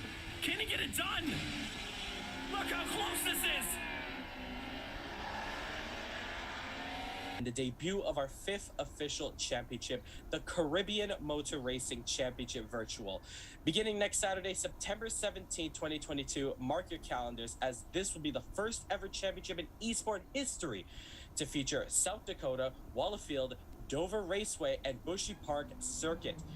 We'll be starting our events off with the Classic Series, racing gems of the past like the Toyota Starlet and the Ford Escort, and so much more as we recreate history. And for our main event, the Caribbean Radical Cup, the modern day of racing in the Caribbean. The Radicals will be going head-to-head in 5 rounds, ending at South Dakota, where we'll be racing at the proposed FIA layout never seen before. Other sim groups would have attempted similar before, but not with all 4 tracks and a replication of real-life feeling. Since starting a year ago, the club has grown significantly, and Nazir, a broadcast student in Canada, has taken a backseat to racing and does more commentary in an effort to engage more with the audience. Over our social media platforms, we've accumulated over 20,000 viewers across all our social media platforms. We're approaching 200 members in our sim group, and we have drivers from different parts of the world, like I mentioned earlier. So yeah, almost 200 members that we've have on our Discord. Of course, last time that we talked, we only had about 32 members or so. And yeah, and then with the social media, from the YouTube alone, we've already gained about 20,000 viewers. I think that's one of the biggest now. Throughout all the sim groups out there. So just showing you how much we've just grown and how much progress we've made throughout just the 1 year we've been on the platform. They currently stream the racing on YouTube on Saturdays from 18 hours, but Nazir has more illustrious goals to start showing the event live on television. Well, our next goal that we're trying to look into is we're going to start looking into showing our races, possibly around in television, around the Caribbean, introducing more people into the world of esports and the future of motorsports in the Caribbean. That is the goal that I have coming up next. The overall aim of the group is to promote Caribbean racing at a cheaper cost in the comfort of one's home, and they're hoping more persons begin to join since esports is vastly growing and a lucrative phenomenon. Persons interested in joining can do so via the Caribbean Motor Racing Sim Club on social media handles Facebook, Instagram, TikTok, and YouTube. For the newsroom, back in Green.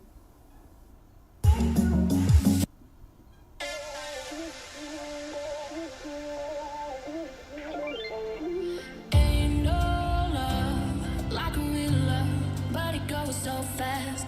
All tied up like a captive.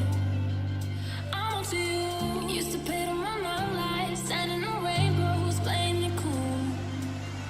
I haven't felt this in ages, and I've no more patience. So won't you please stay a bit longer? You're making me stronger, making me stronger. Stay a bit longer. You're making me stronger, making me stronger.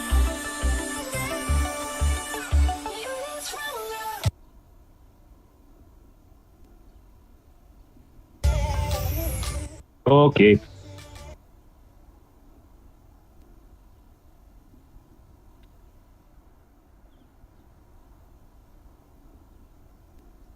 I get reversed. I turned to look at Marlon, drove into the wall. Danny had to holler at me because I was driving into the wall. Somebody reversed straight back across the track in front of me. Yeah, you were. I couldn't get it to turn around. I was so pissed. The car would not turn around. I actually cooked my tires doing that. Yeah, you were sideways, and there was like a car width gap between you and the wall. I somehow managed to squeeze through there. Who was that, Marlon or me? It was I think it was Martin. That was me. Martin. The first accident. Yeah, when Martin spun, he was facing the wall coming out of turn 4, and I like barely squeezed through it. He appeared out of the smoke, and there he was, just sideways. Man, I was pissed at myself. I mean, I don't know. Every time I keep saying, don't touch the brakes going into the second Lesmo. Yeah. Don't touch the brakes. I was trying to go through there flat, right? Because I was doing it, but then this setup that Marlon gave me don't have any front wing. So I didn't get enough practice because I came on the server late. I only did 2 laps with it. So I couldn't go through there flat. And I was so accustomed to going through there flat because I was running 3 wing to go, and it was I could go flat through there. So I was like, damn, what's going on? You were running the same wing that I was running, Martin. 3 wing and none in front. No, well, we were one front. I went 6 rear because I couldn't drive Marlon's setup. Eventually, I was spinning on the last corner. Every time I go 3, I was like 3/10 up because I would have been second on the grid. But once I get to the parabolical and I hit the brakes, the back end would come wrong. And I'm like, nah, Marlon, I can't do this. I got to go. Because Marlon was running 4 wing. I said, no, I can't do this. I got to put some wing on. Well, I ran 3 wing and Justin came down last night. Oh, the echo. Jeez. Yeah, you got to turn off the speaker, Danny. Didn't change the aero, right? And I couldn't drive the car. The car wouldn't turn.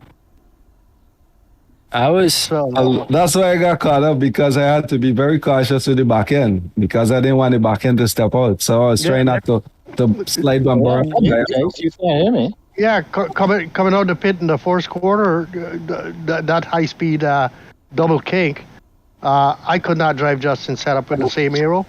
Are we loading the new tracks now? Huh? So the setup that I had when the tire was finished, I couldn't even go flat through the forest car now because I would want to step out. I was running 2 front wing and 6 rear wing, and I was either going full speed through the corner or I was very lightly lifting. I never broke going into that turn in the turn 4. Yeah, that's the second last one. With 3 front wing, you can go through there flat. I was flat during practice. I was flat through those 2 corners. Go ahead.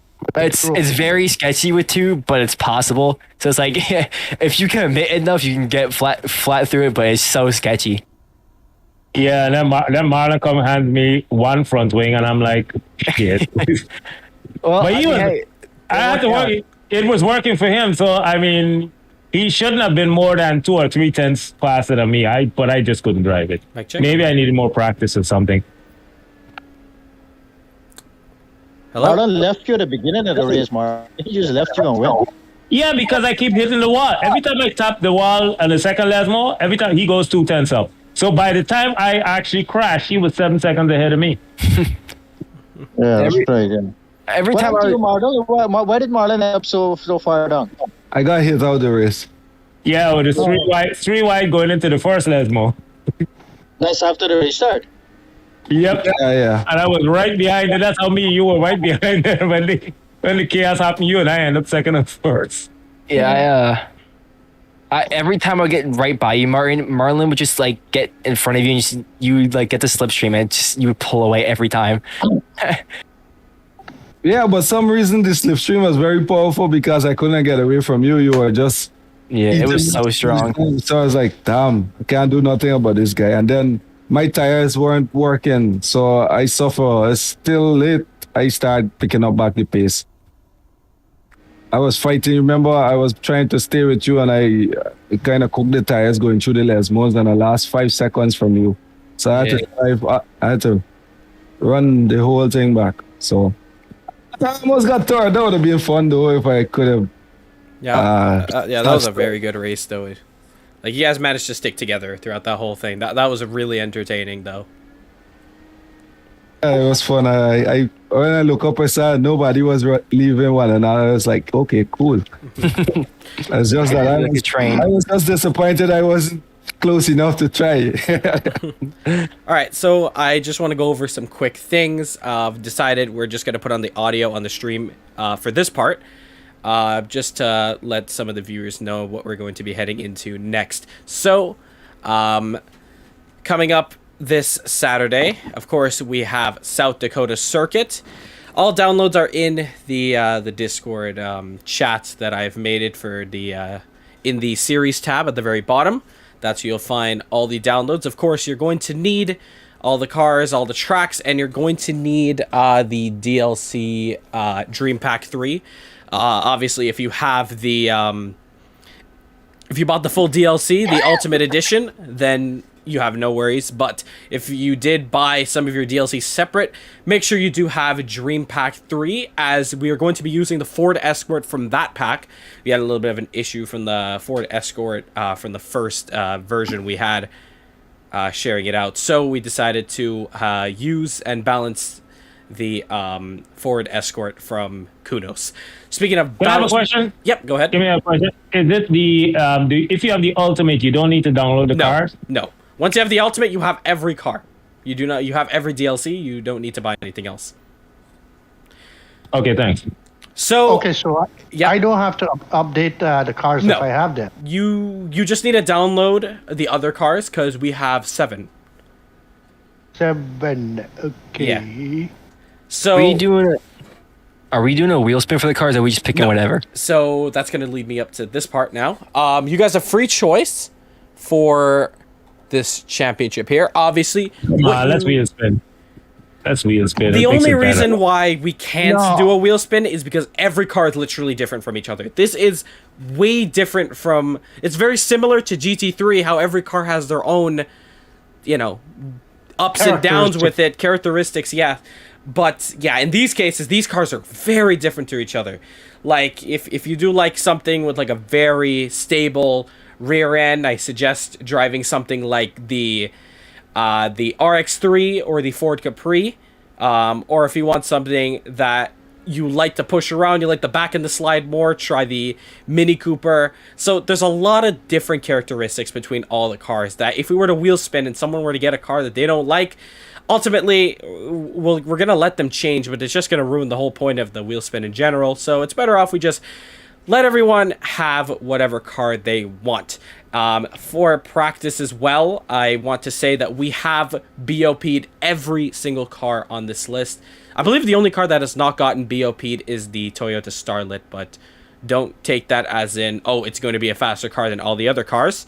So all the cars have been BOP'd. So when you do enter the server, once it goes live in a couple minutes, you're going to see some very extreme numbers. And I'm talking like some cars have a ballast of over 300.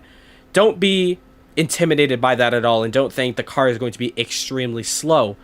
That was all balanced with all 4 tracks. This was all done a handful of nights, staying up, doing all this. But yeah, so don't be intimidated if you do see a car having 50 ballast to a car with 350 ballast and then 100 restrictor.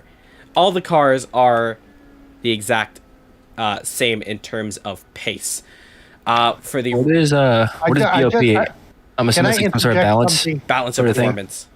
Okay. Balance of performance. But once you choose a car for this, like let's say the first race, right? And you choose that car, you got to stick with it for the rest of the series. Am I correct? Yes, you must stick with it for the entire series. Obviously, there might be some people who will want to have a different car, that maybe they did choose a wrong car for this championship. We are going to penalize them by stripping off all their points that they make in the first race if they decide to change their car, because that's just a little bit unfair to the others. Well, yeah, but let me put it this way, right? You have the opportunity to test all the cars. Yep. Right? And if you choose a car that you like, then you shouldn't want to change it after the first race. Not because you had a bad result or you got a bad time or whatever. I agree with that. You shouldn't be allowed to change it. You test them, you choose which car you want to drive, and you stick with it. I agree with that. I agree with that. But with human behavior, when they see somebody choose a car and put in the fastest lap in the practice, everybody gonna want to switch to that car. No, that's exactly. Yeah, I agree with human nature. But once you chose a car, you're stuck with it. Yeah, I agree with Lance on that. You got the opportunity to test all the cars on the track. So it's better you lay back, look who put the fastest lap in, and then take that car as human nature. Yeah, and we had a lot of drivers like asking a lot to switch their cars after round 1 of GT3 and DTM.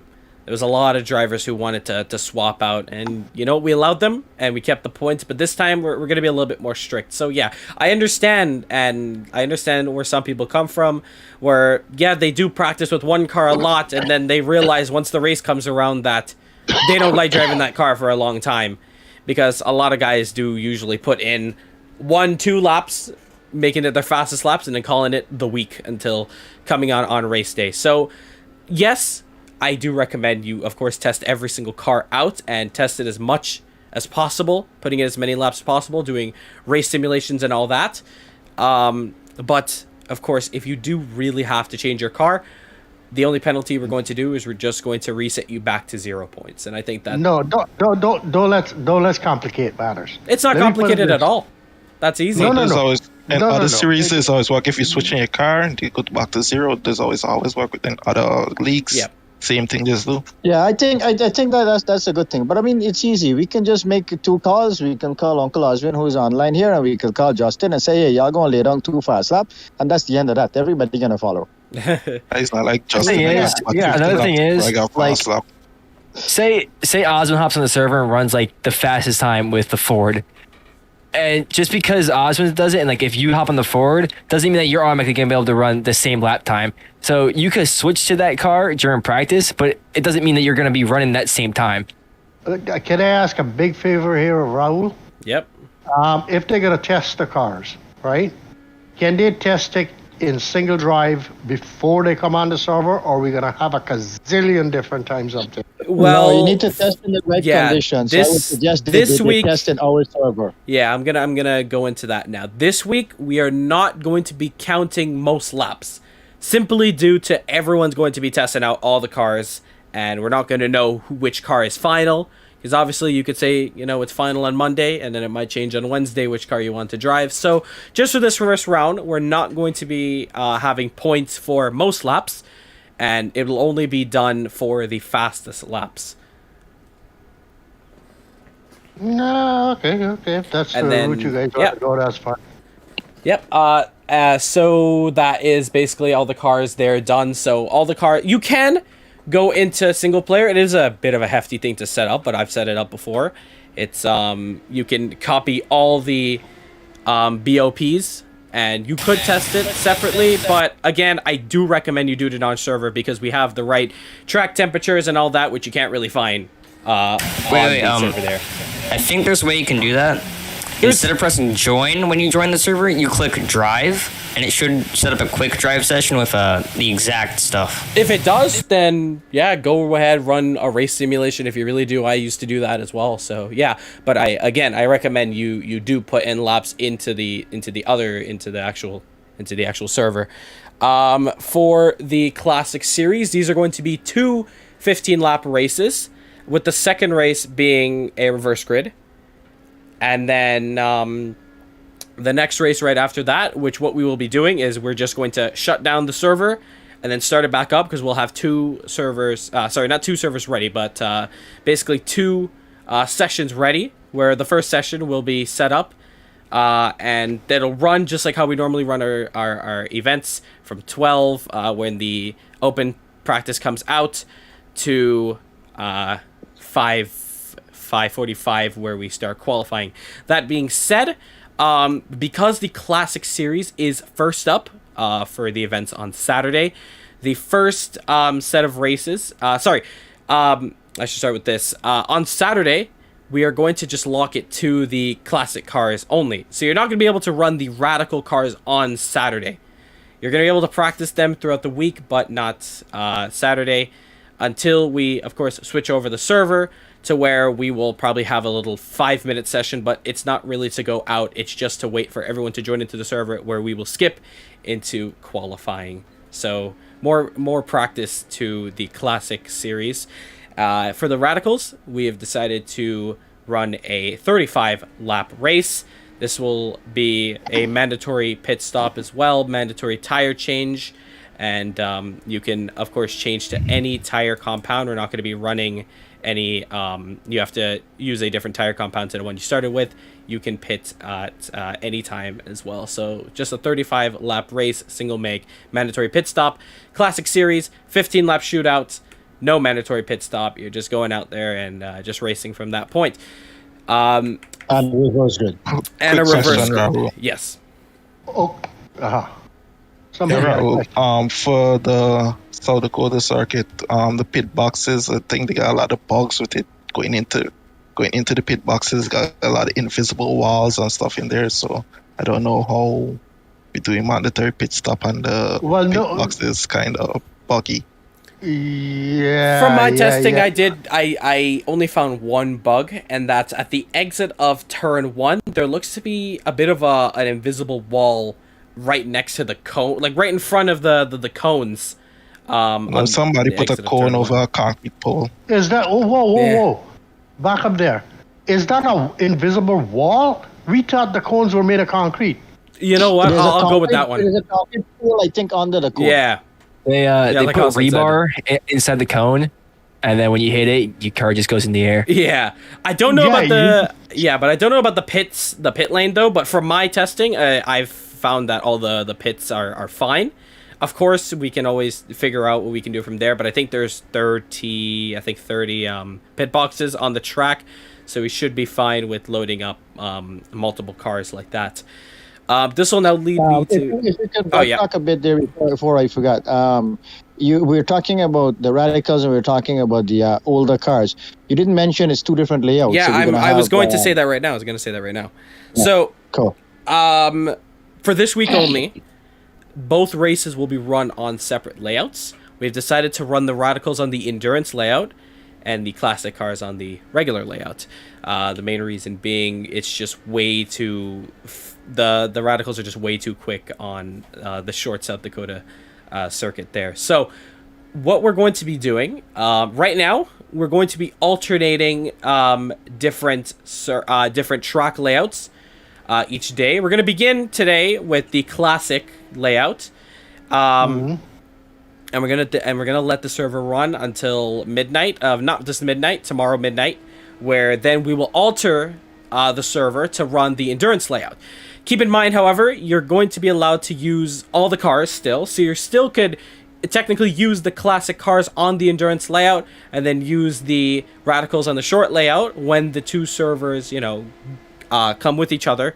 But right now, that's the only thing that we're going to be running through. Of course, all the other rounds are going to be running the exact same layout, with an exception of Bushy Park, where the only difference is between the two races is the start.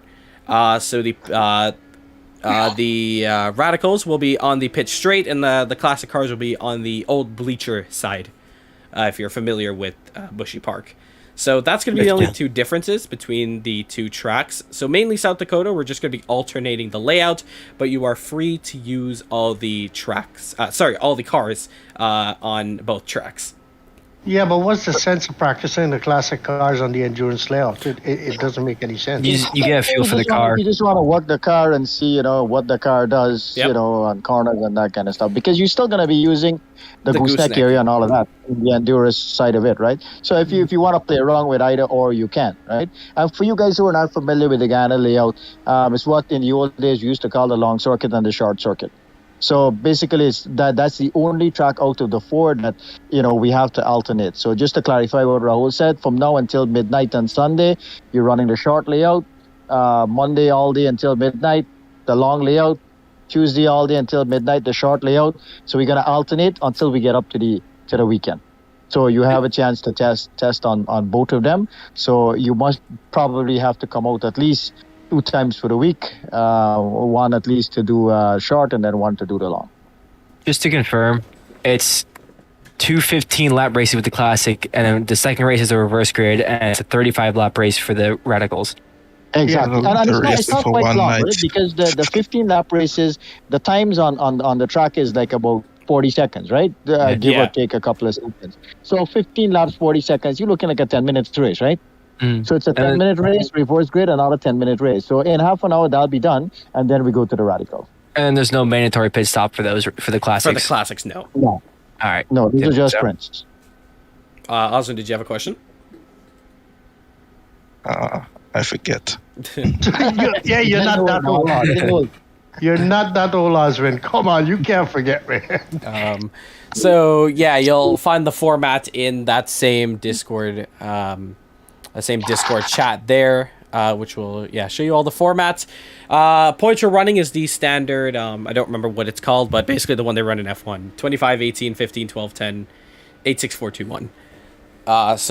And then for the we're going to be running very similar to what we did with the touring cars. So pole position will be 3 points, and the clean laps from round 2 to 5 will be 9, 6, and 3. Again, just like the touring cars. And the final race is going to be worth double points. And so we're going to have 2 double points finales on 2 different days, because the radicals will be running an extra week, because the radical finale will be at the FIA grade layouts, South Dakota. So it's just going to be another alteration of that track, which is a very different feel to what you guys are going to experience with the regular layout. So the first double points finale will be, I believe, at Bushy Park, which will be just for the classic cars. And then for the radicals, that will just be a regular race. And then the radicals will have the double points finale at South Dakota. And we're also going to be skipping October 1st and the 8th for Talladega and Bathurst. Of course, I've promised that a long time ago. So we're going to keep those plans through. So yeah. Oh, wait, what NASCAR mod are we using for Talladega? It's the one you sent me. Oh wait, really? We're gonna use that? All right. Yeah. It's one of the best mods I've ever tried, next to RSS. Yeah, the NASCARs we found are very, very high quality. Still no point for the fastest lap during the race. That's still 0 points. Well, that's not a championship race. Yeah, it's not. Yeah, it's an off race, and then the week after that, Bathurst off race as well. So again, optional, just like how this race is optional, but I'd still recommend you come out because it's one of our quote unquote crown jewel events where, we of course replicate what they're doing in real life, that being the playoffs for Talladega and Bathurst 1000. Just a little quick insight on Talladega. It might be a single make race, but that is still under wraps right now. We're not too sure if we're going to allow the open setup because it really just depends on how everyone's set up. So I think if we just look at this race in general, this was a very quick track, but we had Marlon Young 10-15 seconds ahead of everyone else, and that's just a better setup. And with Talladega, I don't know. Well, again, it's still under wraps, and we'll let you guys know closing into that week. But yeah, for now, it might be a single make, so yeah, just take that when you say single make, you're going to run what? Sorry, not single make. Sorry, not single make. Fixed setup. Fixed. Not single. With Talladega, though, there's not really too much that you can change with the setup that will get you that much of a advantage. Right. Because even can we double back to that at the right time, and let's focus on the Caribbean Championship right now? Yeah, but with the Caribbean Championship, that's really it. I think. Yeah. Well, no, let me just run a couple of things. The argument about a car, just to put that to bed. Even though Rahul and Justin has been putting in some work on testing all the cars and all that stuff, there's the different things like front wheel drive, rear wheel drive, and all that kind of stuff. So those all make them different in terms of how they drive on the track. So keep that in mind when you're choosing your car. Because I'm saying that because whenever we do front wheel drive, I hear complaints from multiple people. I hate front wheel drive and all this kind of stuff. So that's why they want to drive GT3 and that kind of thing. So just keep that in mind when you're choosing your car. If you're one of those persons who always say I hate front wheel drive, then don't pick a Mini, don't pick a Starlet, pick a Escort or something. That's a rear wheel drive. So keep that in mind when you're doing that. I got to do a big shout out and thanks for Lance for graphics, Rahul and Justin for taking care of all the testing stuff and all of that.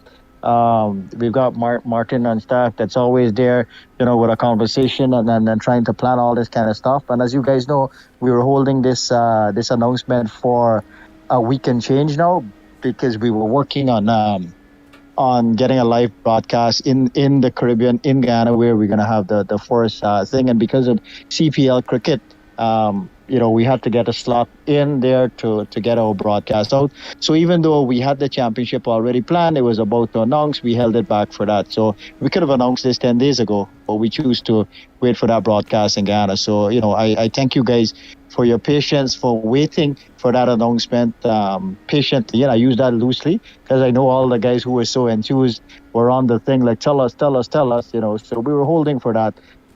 So we could have told you 10 days ago we were doing a Caribbean Championship.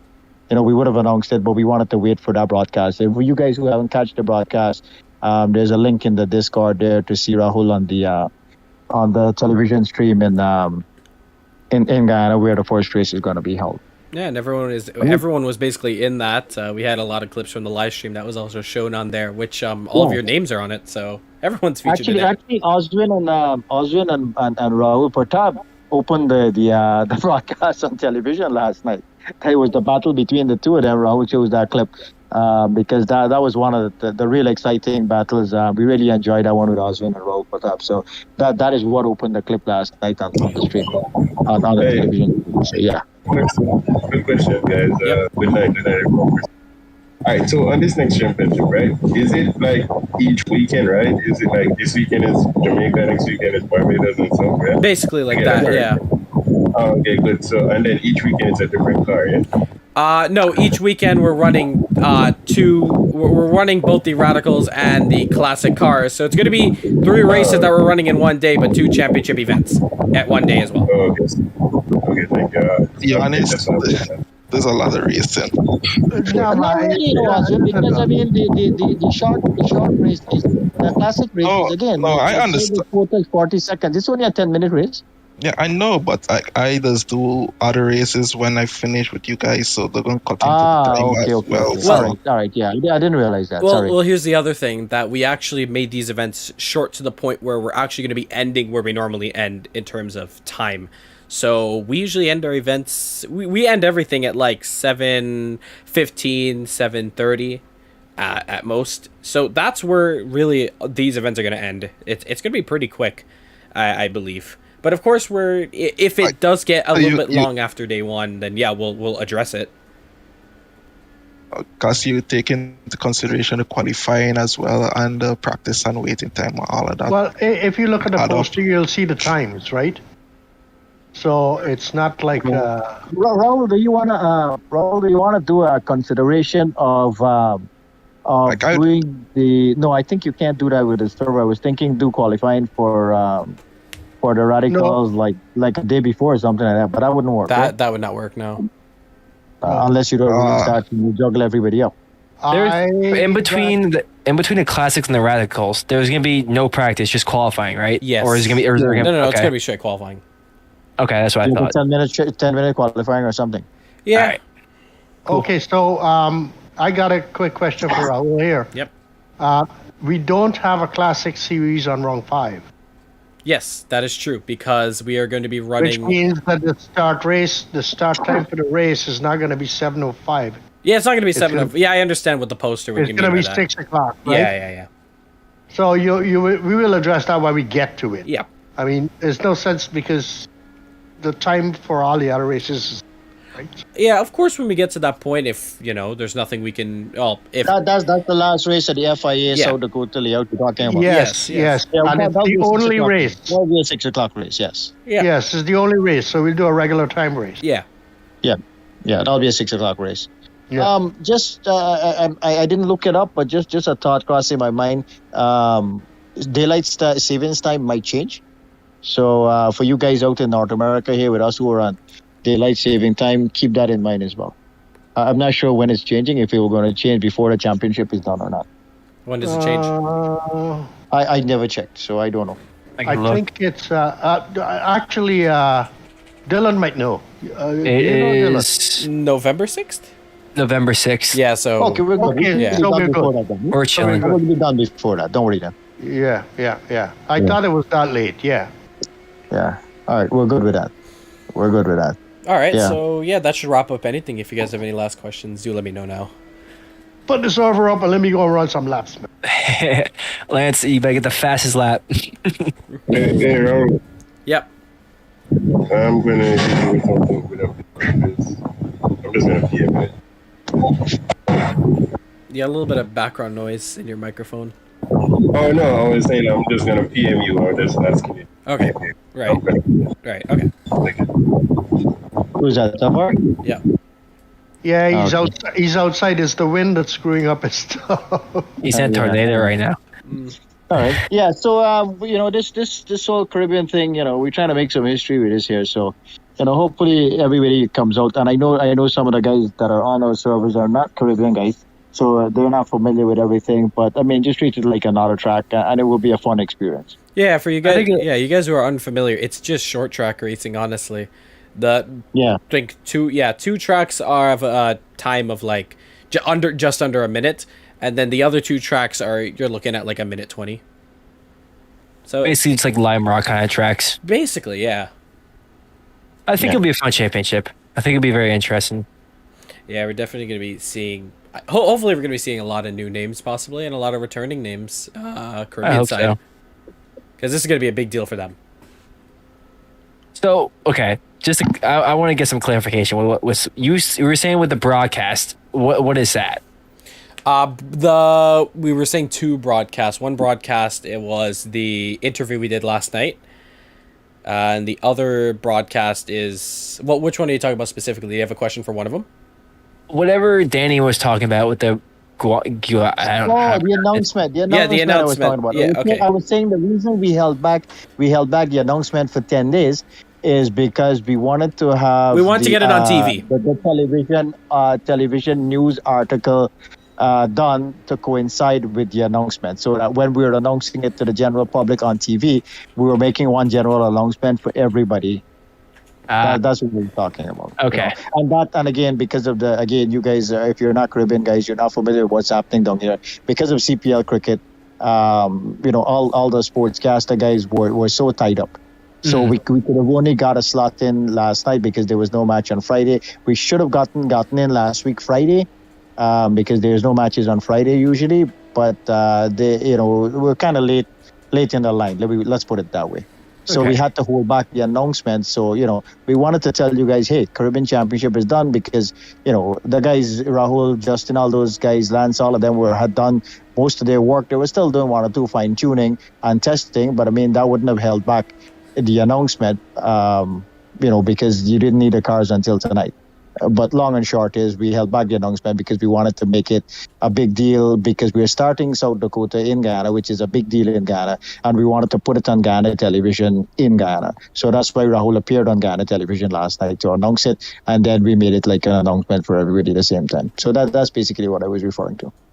Cool. I mean, it's not like you guys didn't really delay the championship at all. I mean, we got fun racing with the Porsche, and it's a nice little break between like running championship back to back. So I mean, it's not like it really affected it too much.